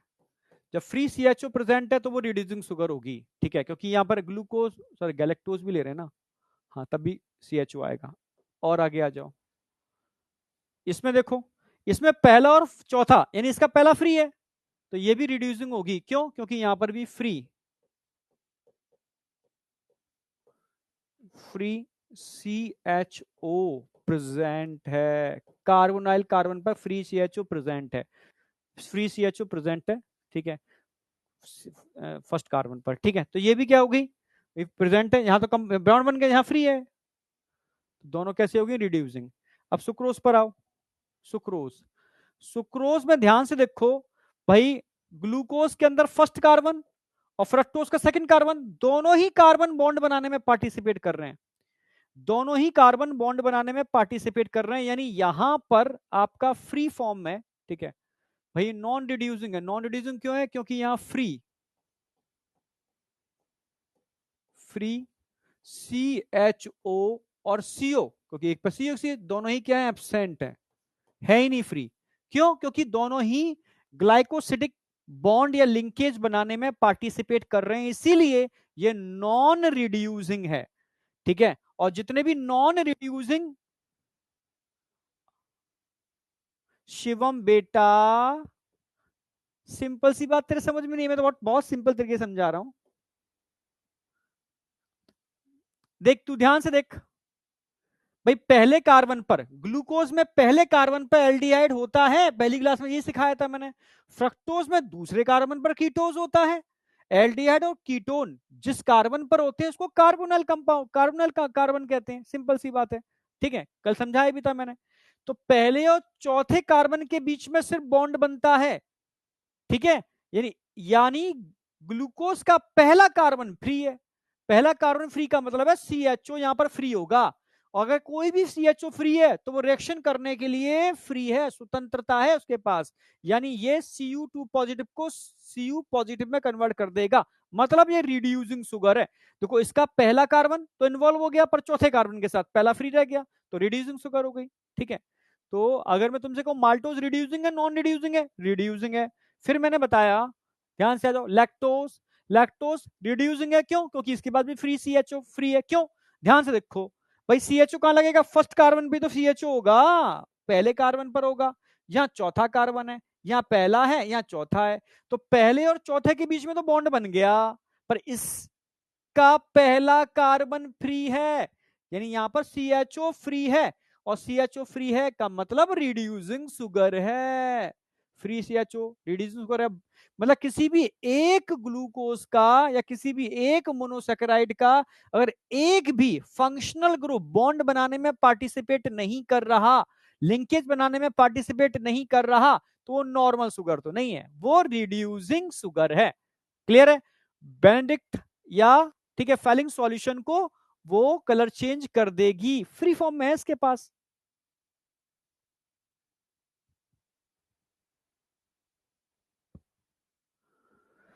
सर मेरी बुक आ गई, 2 मिनट हुए हैं, देखो बच्चों की इस क्लास के साथ ही साथ बुक आ रही है, बहुत बढ़िया।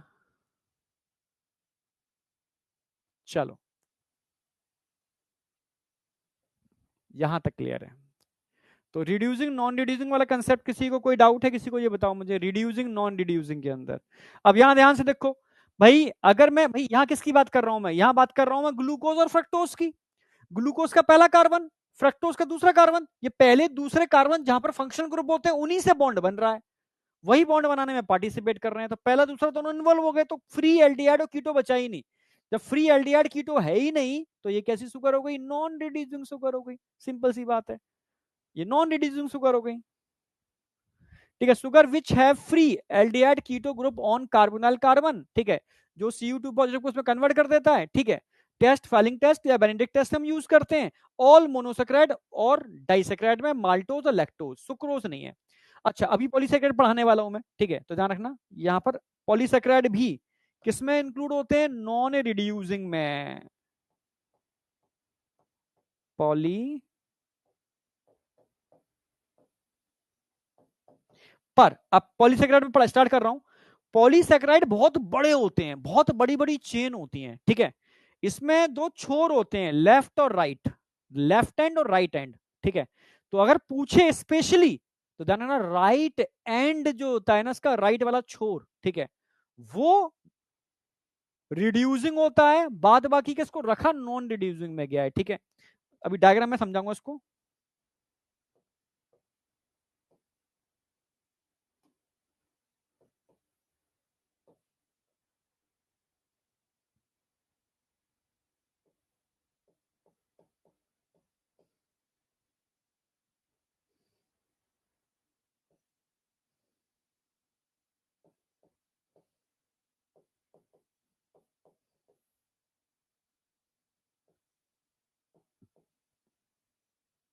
राइट एंड पर फ्री सीएचओ या प्रेजेंट होगा, इसलिए ये कैसा होगा, रिड्यूसिंग एंड होगा।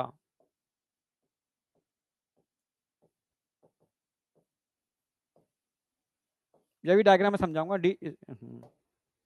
इसको रिड्यूसिंग एंड बोलते हैं। आपसे कहा जाए पॉलीसेक्राइड को रिड्यूसिंग शुगर में रखा जाता है नॉन रिड्यूसिंग, आप बोलोगे नॉन रिड्यूसिंग, बहुत बड़े होते हैं पॉलीसेक्राइड, ठीक है। बट इनका जो राइट एंड होता है, राइट एंड बिल्कुल, वहां पर एक कार्बोनाइल कंपाउंड पर एल्डिहाइड और कीटो फ्री होता है, ओनली एक पर, ठीक है। जहां लाख 2 लाख तक मोनोमर यूनिट होती हैं, उन 2 लाख मोनोमर यूनिट में एक यूनिट ऐसी होगी राइट एंड पर जिसमें फ्री एल्डिहाइड और कीटो ग्रुप होगा, इसलिए इस छोर को, इस एंड को आप रिड्यूसिंग एंड बोल सकते हो।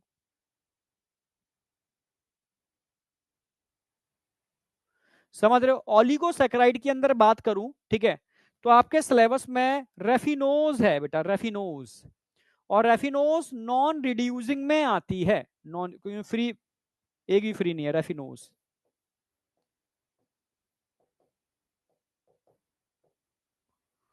हाँ, ऑलिगोसैकेराइड में रेफिनोज नॉन रिड्यूसिंग में आती है, क्योंकि रेफिनोज किस किस से मिलने से बनती है, ग्लूकोज, गैलेक्टोज और फ्रक्टोज। ग्लूकोज का पहला कार्बन गैलेक्टोज के चौथे कार्बन के साथ बॉन्ड बना लेता है, और गैलेक्टोज का पहला कार्बन फ्रक्टोज के दूसरे कार्बन के साथ बॉन्ड बना लेता है। यानी एक भी कार्बन फ्री नहीं है इनके पास भाई, ठीक है, मतलब कार्बोनाइल का कार्बन एक भी फ्री नहीं है, ठीक है। समझ में आया। इसीलिए इसीलिए इसको भी हमने नॉन रिड्यूसिंग में रखा है, ओलिगोसैकेराइड में रेफिनोज। क्लियर बिल्कुल, तुमने कहा तो मैंने एग्जांपल लिख दिया, ठीक है। बट अब समझ में आ गया यहां पर एग्जांपल। अब मैं पॉलीसैकेराइड जैसे एनसीईआरटी में दे रखे हैं वो डिटेल में लेके चलूंगा। यहां तक किसी को कोई डाउट है तो पहले मुझे मैसेज करके बता दो। अगर वास्तव में समझ में आ गया तो एक बार दिल से आग लगा दो। राइट एंड रिड्यूसिंग समझ नहीं आया, ये समझाऊंगा बेटा, ठीक है, डायग्राम बना करके, डायग्राम बना करके।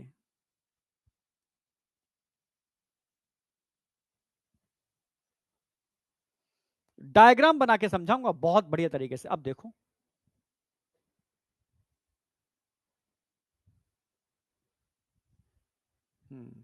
अब बात करूंगा पॉलीसेकेराइड।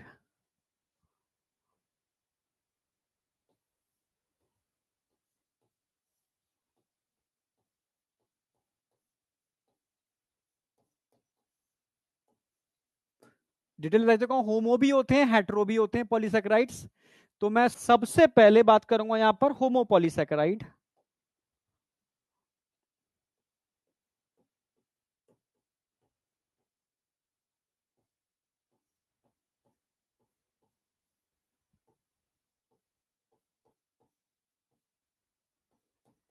एक बात ध्यान रखना बेटा, बता दूं आपको, आज शाम को एक्सक्रीटरी सिस्टम का लेक्चर लगा हुआ है। आज शाम को एक्सक्रीटरी सिस्टम का लेक्चर लगा हुआ है। ओनली 2 लेक्चर में पूरा चैप्टर कराऊंगा अब मैं, ओनली 2 लेक्चर में वाईटी पर, वाईटी पर रिवीजन कराने वाला हूं, जिसके अंदर नीट एडवांस क्वेश्चन की प्रैक्टिस कराऊंगा, ठीक है। और पूरा चैप्टर मात्र 2 ही लेक्चर में कराऊंगा, 3 लेक्चर में नहीं कराऊंगा। आज और परसों खत्म, मतलब पैरेलल अपने में ही बेहतरीन रिवीजन चल रहा है। किसी को भी रिवीजन करना हो तो वहां आ जाए, क्वेश्चन प्रैक्टिस करनी हो तो आ जाए, दोनों ऑप्शन खुले हुए हैं। आज रात 8 बजे, क्लियर है बिल्कुल। हाँ,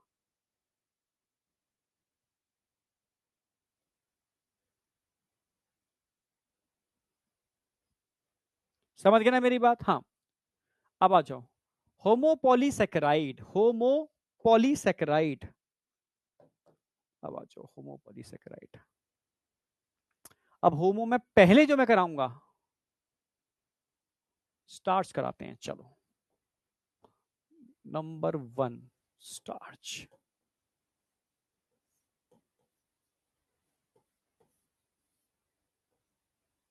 स्टार्च स्टार्च बताओ, स्टार्च कहां मिलता है, कहां देखा है स्टार्च को आपने? ये स्टोर फूड है, प्लांट स्टोर फूड। जैसे ग्लाइकोजन एनिमल स्टोर फूड होता है, स्टार्च प्लांट स्टोर फूड होता है।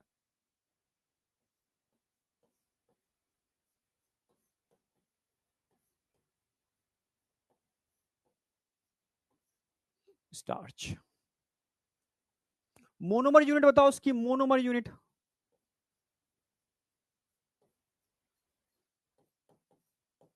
स्टार्च की मोनोमर यूनिट क्या होती है? स्टार्च की मोनोमर यूनिट अल्फा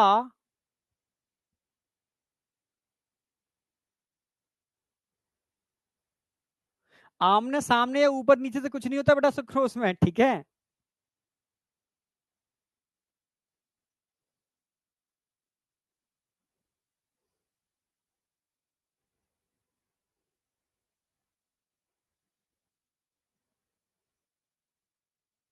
चलो ठीक है, आ जाओ। मैं बात कर रहा हूं स्टार्च की मोनोसेक्राइड। अच्छा एक बात ध्यान रखना, पॉलीसेक्राइड जितने भी होते हैं टेस्टलेस होते हैं, ध्यान रखना।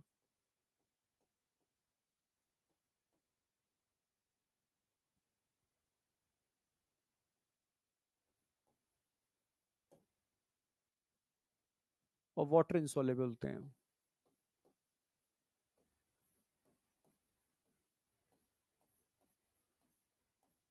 पूछा नहीं जाता, पर only for knowledge, only for knowledge, ठीक है। इनमें कोई टेस्ट नहीं होता। देखो डाइसेक्राइड में टेस्ट होता है, हाँ डाइसेक्राइड में टेस्ट होता है, डाइसेक्राइड में टेस्ट होता है। तभी तो स्टार्च टूटता है माल्टोस में तो मीठा लगता है। हाँ, स्टार्च जब माल्टोस में टूटेगा तो मीठा लगेगा।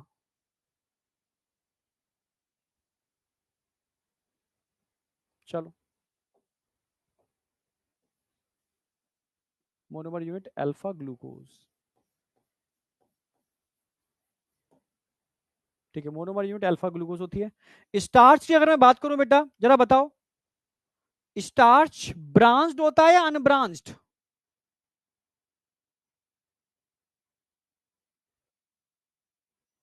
नहीं बता पाओगे, नहीं।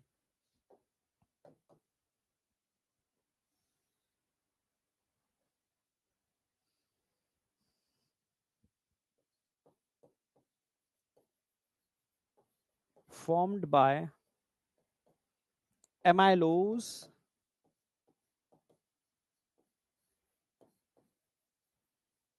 Plus amylopectin. एमाइलोज लगभग 20% के आसपास होता है, प्लस एमाइलोपेक्टिन।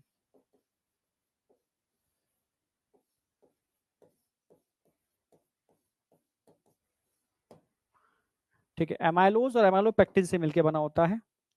अगर मैं एमाइलोज की बात करता हूं, ये हेलिकल स्ट्रक्चर होता है एमाइलोज,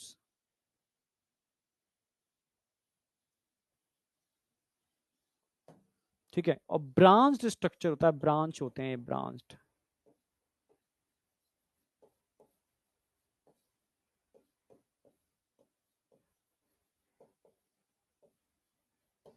ठीक है। और जबकि एमाइलोपेक्टिन की बात करूं ना,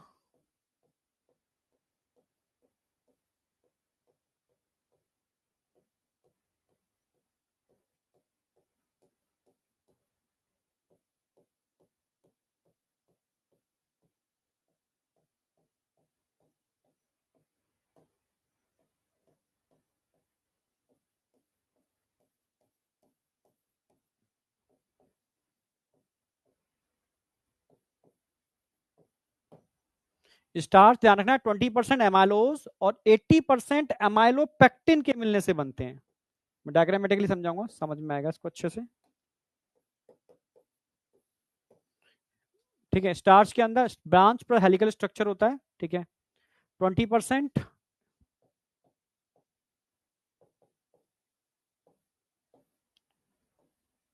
20% एमाइलोज होता है जो हेलिकल फॉर्म में होता है, और लगभग 80% एमाइलोपेक्टिन होता है।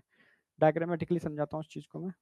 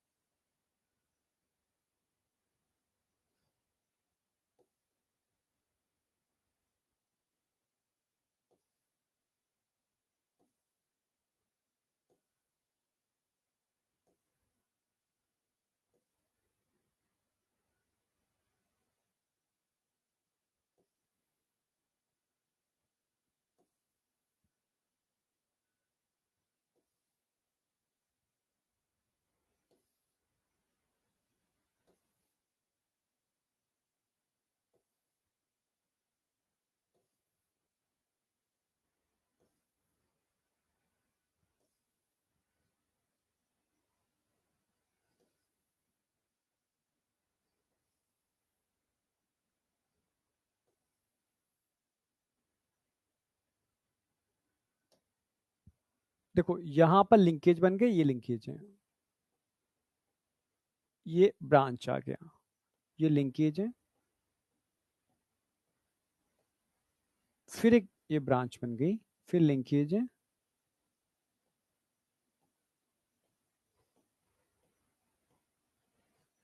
ब्रांचिंग पैटर्न दिख रहा है ना भाई, ये एक पॉलीपेप्टाइड थी इसमें, सॉरी ये पॉलीसेकेराइड थी, इसमें एक ब्रांच आ गया, फिर पॉलीसेकेराइड थी, इसमें एक ब्रांच आ गया, ठीक है।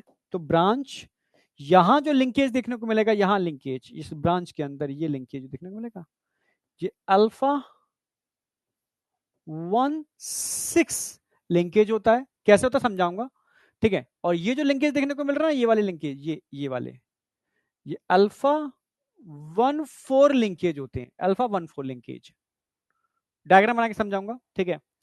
और ये समझना है आपको, यहां पर फ्री, ये राइट साइड आ गई, यहां पर CHO फ्री होगा, क्योंकि यहां कोई भी बॉन्ड बनाने में पार्टिसिपेट ही नहीं कर रहा, ठीक है। हाँ, CHO फ्री है, किसी बॉन्ड बनाने में पार्टिसिपेट ही नहीं कर रहा, तो ये राइट साइड वाला क्या हो जाएगा, राइट वाला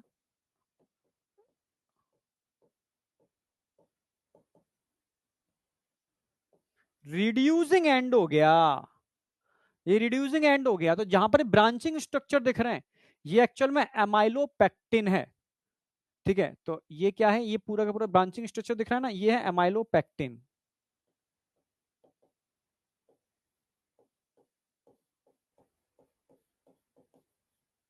जो 80% स्टार्च में एमाइलोपेक्टिन ही होता है। हाँ, आगे अगर मैं दिखाऊं इस तरीके से, यहां फिर इसमें जुड़े होते हैं हेलिकल स्ट्रक्चर,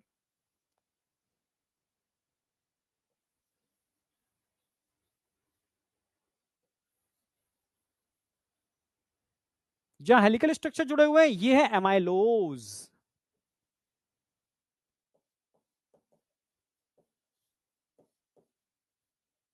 जो ओनली 20% होगा, एमालोज 20% होगा, एमालोपेक्टिन इसमें 80% होगा, ठीक है। यहां पर दो लिंकेज देखने को मिल रहे हैं, आपके सामने है।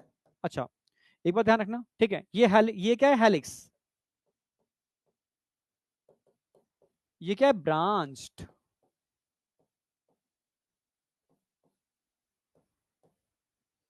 ठीक है। परसेंटेज समझ में आ गया, ब्रांच हेलिक स्ट्रक्चर समझ में आ गया, लिंकेज की, अच्छा ये ध्यान रखना है, वाटर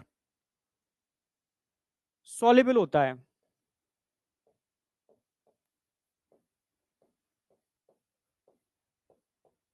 जबकि ये टोटली वाटर इनसॉल्युबल होता है।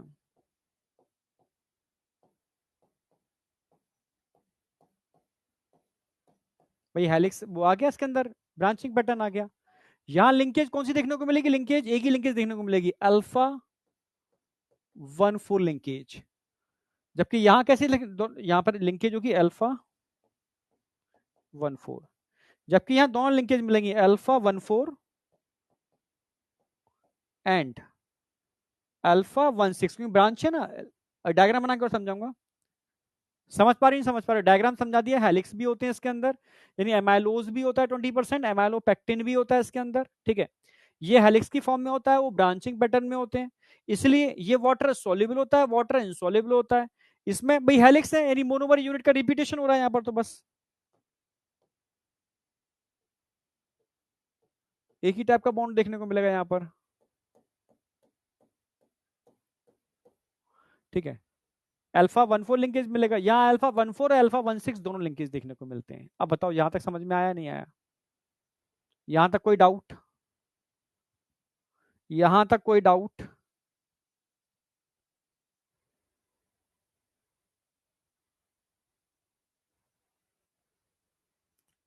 यहां तक कोई डाउट। अगर मैं एमाइलोज की बात करता हूं, ये बहुत बड़े नहीं होते एमाइलोज, एमाइलोज आप ज्यादा से ज्यादा, ज्यादा से ज्यादा खूब होंगे तो 20 से लेकर के 1,000 यूनिट तक के मिलके बने होते हैं, ठीक है। ओनली 20 से लेकर के, खूब होंगे तो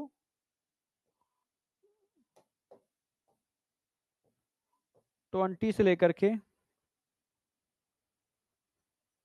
1,000 यूनिट्स। ग्लूकोज की यहाँ 20 से लेकर के 1,000 यूनिट होंगी हेलिकल स्ट्रक्चर में, फिर हेलिकल स्ट्रक्चर जुड़ते हैं एमाइलोपेक्टिन से, ठीक है। यहां जरूर 2000 से लेकर के 2 लाख यूनिट्स होती हैं। ठीक है, ये हेलिक्स होते हैं तो इनमें आयोडीन का इंटरकैलेशन हो जाता है। आयोडीन जो होती है ना वो इनमें फंस जाती है। चलिए फंस जाती है, आयोडीन इसमें फंस जाती है, आयोडीन इन हेलिक्स के अंदर फंस जाती है, ऐसे चली जाती है। तो ये ब्लू कलर देते हैं विद आयोडीन।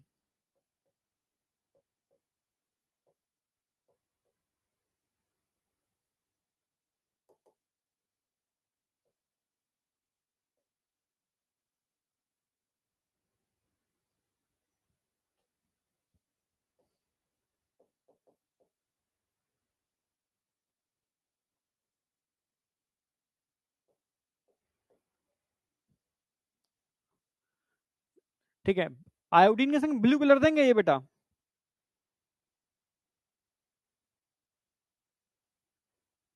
और हर 25 के बाद एक ब्रांच देखने को मिलेगी, ब्रांच आफ्टर 25 यूनिट।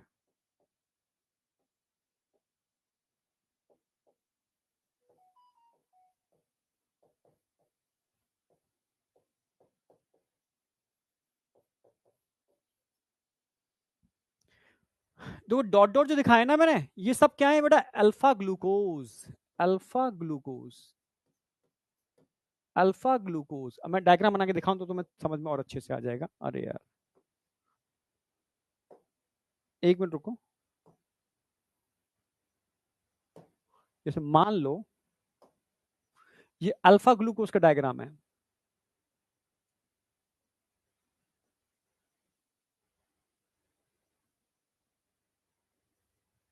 क्लियर है?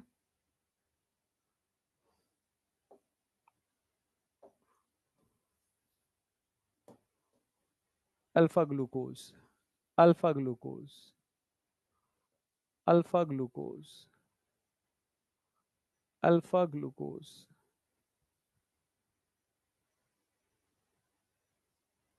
Alpha glucose, alpha glucose, alpha glucose, alpha glucose, समझना, alpha glucose, alpha glucose, alpha glucose, alpha glucose, alpha glucose, alpha glucose. समझना मेरी बात। देखो भाई यहां जो बॉन्ड बनेगा तो यही बनेगा, ये अल्फा 1,4 लिंकेज। ये तो आप जैसे समझ गए अल्फा 1,4 लिंकेज ऐसा होता है। Alpha 1,4 linkage, alpha 1,4 linkage. Sir ऐसे कैसे? अभी बताया था मैंने बेटा।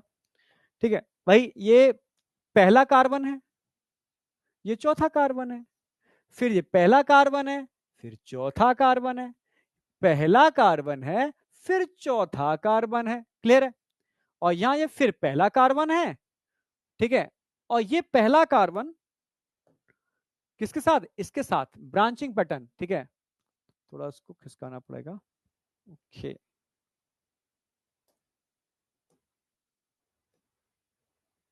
नहीं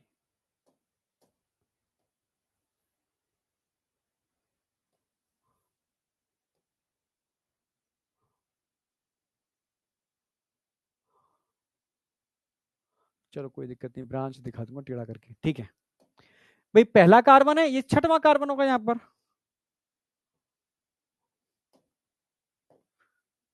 CH2OH, नीचे OH आ गया, तो ये OH और OH मिलकर के एक H2O निकाल देंगे, तो यहां लिंकेज क्या बन जाएगा भाई? H2O निकल गया। ठीक है, तो अगेन यहां पर एक लिंकेज नहीं आ गया? 1,6, वो छठवां कार्बन है, 6 कार्बन है। ठीक है, तो ब्रांच पैटर्न बन जाएंगे, ये गया, ये गया,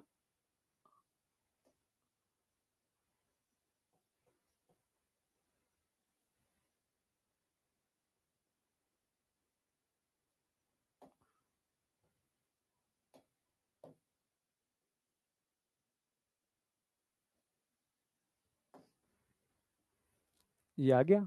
ठीक है, तो ये जो लिंकेज बन रहा है ना यहाँ पर, ये अल्फा 1,6 लिंकेज हो गया पहले कार्बन और छठे में कार्बन के बीच में।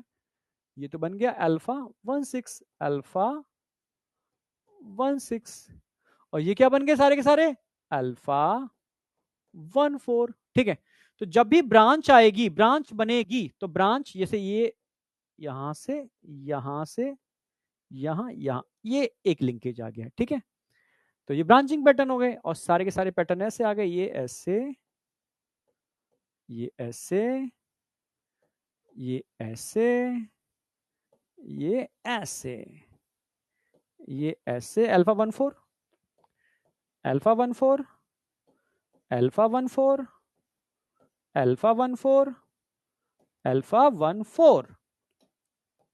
यानी ये पहला कार्बन है, ध्यान रखना, पहले कार्बन पर क्या होगा, एक एल्डिहाइड या कीटो फ्री है, तो सबके पहले कार्बन इन्वॉल्व हो गए, पहला चौथा, पहला चौथा, सबके इन्वॉल्व में, सबके बॉन्ड बनाने में यूज हो रहे हैं। ठीक है, सबके, ये फोर्थ कार्बन होगा, ये वाला फोर्थ कार्बन है, फोर्थ कार्बन है, फोर्थ कार्बन है, ये सब बॉन्ड बनाने में यूज हो गए। पहले कार्बन सिर्फ ये फ्री है, ये फ्री,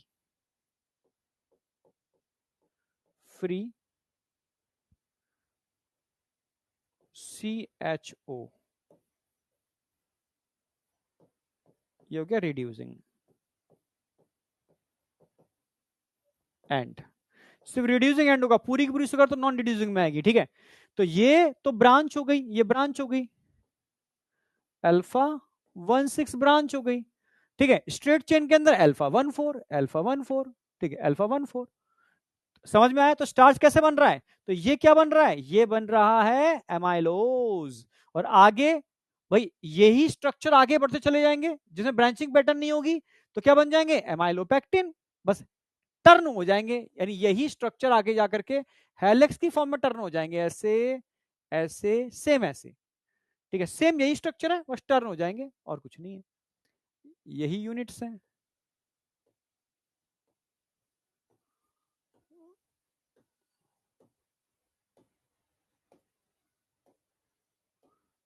तो स्टार्च जो होता है बेटा, वो इस तरीके से स्ट्रक्चर होते हैं। ठीक है, उसमें ध्यान रखना है, अगर मैं इन हेलिक्स की बात करता हूं, इन हेलिक्स में ओनली एक ही लिंकेज देखने को मिलेगा, कौन सा लिंकेज, अल्फा 1,4। ठीक है, और जो कहां कनेक्ट होंगे, इस ब्रांचिंग पैटर्न से कनेक्ट होंगे। तो ये तो हो गया एमाइलोपेक्टिन, ये हो गया एमाइलोज। एमाइलोपेक्टिन के अंदर आपको दो लिंकेज देखने को मिल रहे हैं, 1,4 1,6, या एक ही लिंकेज देखने को मिलेगा 1,4, क्योंकि यहाँ ब्रांच नहीं होते, यहाँ ब्रांच होते हैं। और ये ब्रांच हर 25 के बाद एक ब्रांच, हर 25 के बाद एक ब्रांच, हर 25 के बाद एक ब्रांच रिपीट होता है। ये एनसीईआरटी में डायग्राम दे रखा है, इसलिए मैंने बना दिया, एनसीईआरटी खोलोगे तो वहां डायग्राम दे रखा है, कल मैं दिखाऊंगा अभी एनसीईआरटी का डायग्राम ये वाला। ठीक है, समझ रहे हो ना मेरी बात। तो ये डायग्रामेटिकली स्ट्रक्चर हो गया, और ये मैंने नॉन डायग्रामेटिकली स्ट्रक्चर बना दिया। ये सब ग्लूकोज की यूनिट है, अल्फा ग्लूकोज, ये अल्फा 1,4 लिंकेज है। ठीक है, ये जगह ब्रांच जो बन रही है अल्फा 1,6 लिंकेज से बन रही है। ठीक है, ये जो हेलिक्स स्ट्रक्चर है वो एमाइलोज है, जो ब्रांचिंग पैटर्न दिख रहे हैं एमाइलोपेक्टिन है। पूरे स्टार्च में 20% 80% होते हैं, ये हेलिक्स हैं, ये ब्रांच्ड हैं, ये वाटर सॉल्युबल होते हैं, ये वाटर इनसॉल्युबल होते हैं। इनमें एक ही लिंकेज मिलेगा 1,4, इनमें 1,4 और 1,6 लिंकेज मिलेगा। ये 20 से लेके 1,000 यूनिट हो सकते हैं, बहुत बड़े नहीं होते। ये बहुत बड़े होते हैं ब्रांचिंग पैटर्न। ठीक है, 2 लाख तक यूनिट हो सकती है। ये ब्लू कलर देते हैं आयोडीन के संग, क्योंकि आयोडीन का इंटरकैलेशन हो जाता है, आयोडीन घुस जाती है, तो कलर देते हैं ये कलर नहीं देते। ठीक है, ये इसमें हर ब्रांच 25 यूनिट के बाद रिपीट होती है, हर 25 के बाद एक ब्रांच रिपीट होगी, हर 25 के बाद एक ब्रांच रिपीट होगी। क्लियर है बिल्कुल। तो ये हो गया एमाइलोपेक्टिन। तो स्टार्च एक पॉलीमर है, ठीक है, जो एमाइलोज और एमाइलोपेक्टिन के मिलने से बनता है। समझे कैसे 25 के बाद रिपीट होगी। और ये भी कोई कहने की बात है भाई, 25 मोती ऐसे लोग लगे हुए हैं, 25 मोती, ये ऐसे 25 मान लो, 25 के बाद फिर एक ब्रांच आ जाएगी। ठीक है, फिर ऐसे 25 मोती लगेंगे, फिर एक ब्रांच आ जाएगी, हर 25 के बाद एक ब्रांच आ जाएगी, हर 25 के बाद एक ब्रांच आ जाएगी। समझे।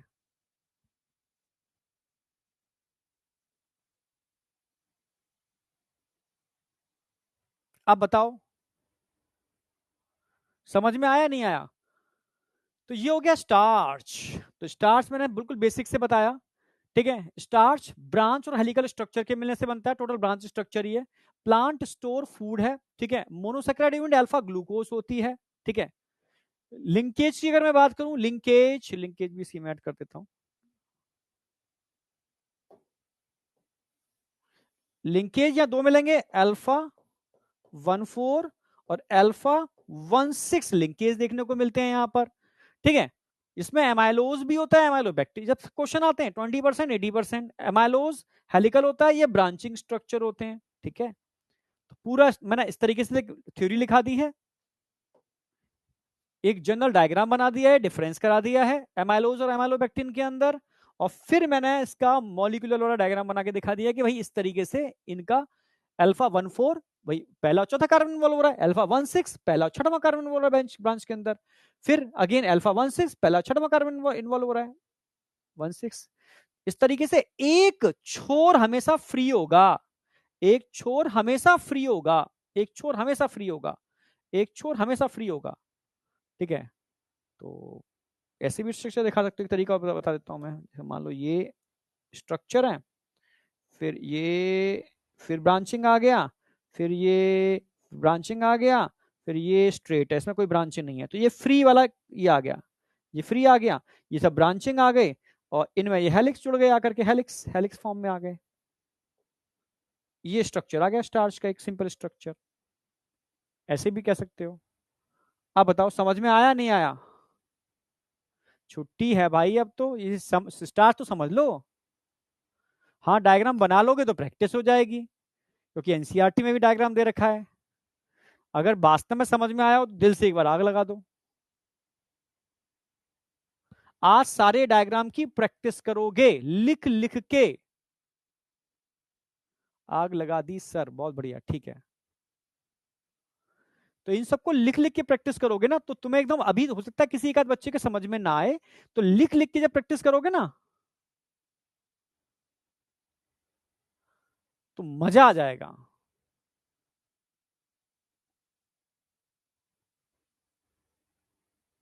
बीएमएस बहुत बढ़िया।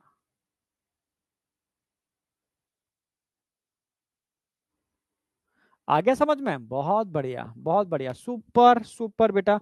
तो नोट्स मैं अपलोड कर दूंगा अभी, ठीक है।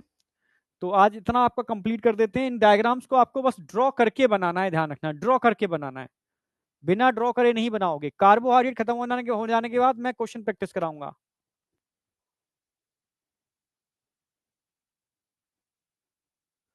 बहुत बढ़िया, थैंक यू बेटा, ठीक है, बाय, मिलते हैं कल सेम टाइम।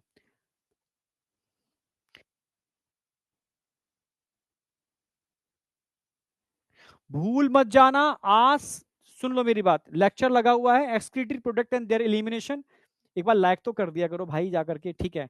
और शाम को 8 बजे एग्जैक्ट आ जाना, ठीक है। मैं लगभग आधा एक्सक्रीटरी सिस्टम आज पूरा प्रैक्टिस के साथ करा दूंगा, और परसों पूरा इसको एंड कर दूंगा, ठीक है, वाईटी पर, ठीक है। बाय बेटा, बाय, रिवीजन हो जाएगा परफेक्ट वाला। Bye bye bye. Happy Navratri बेटा।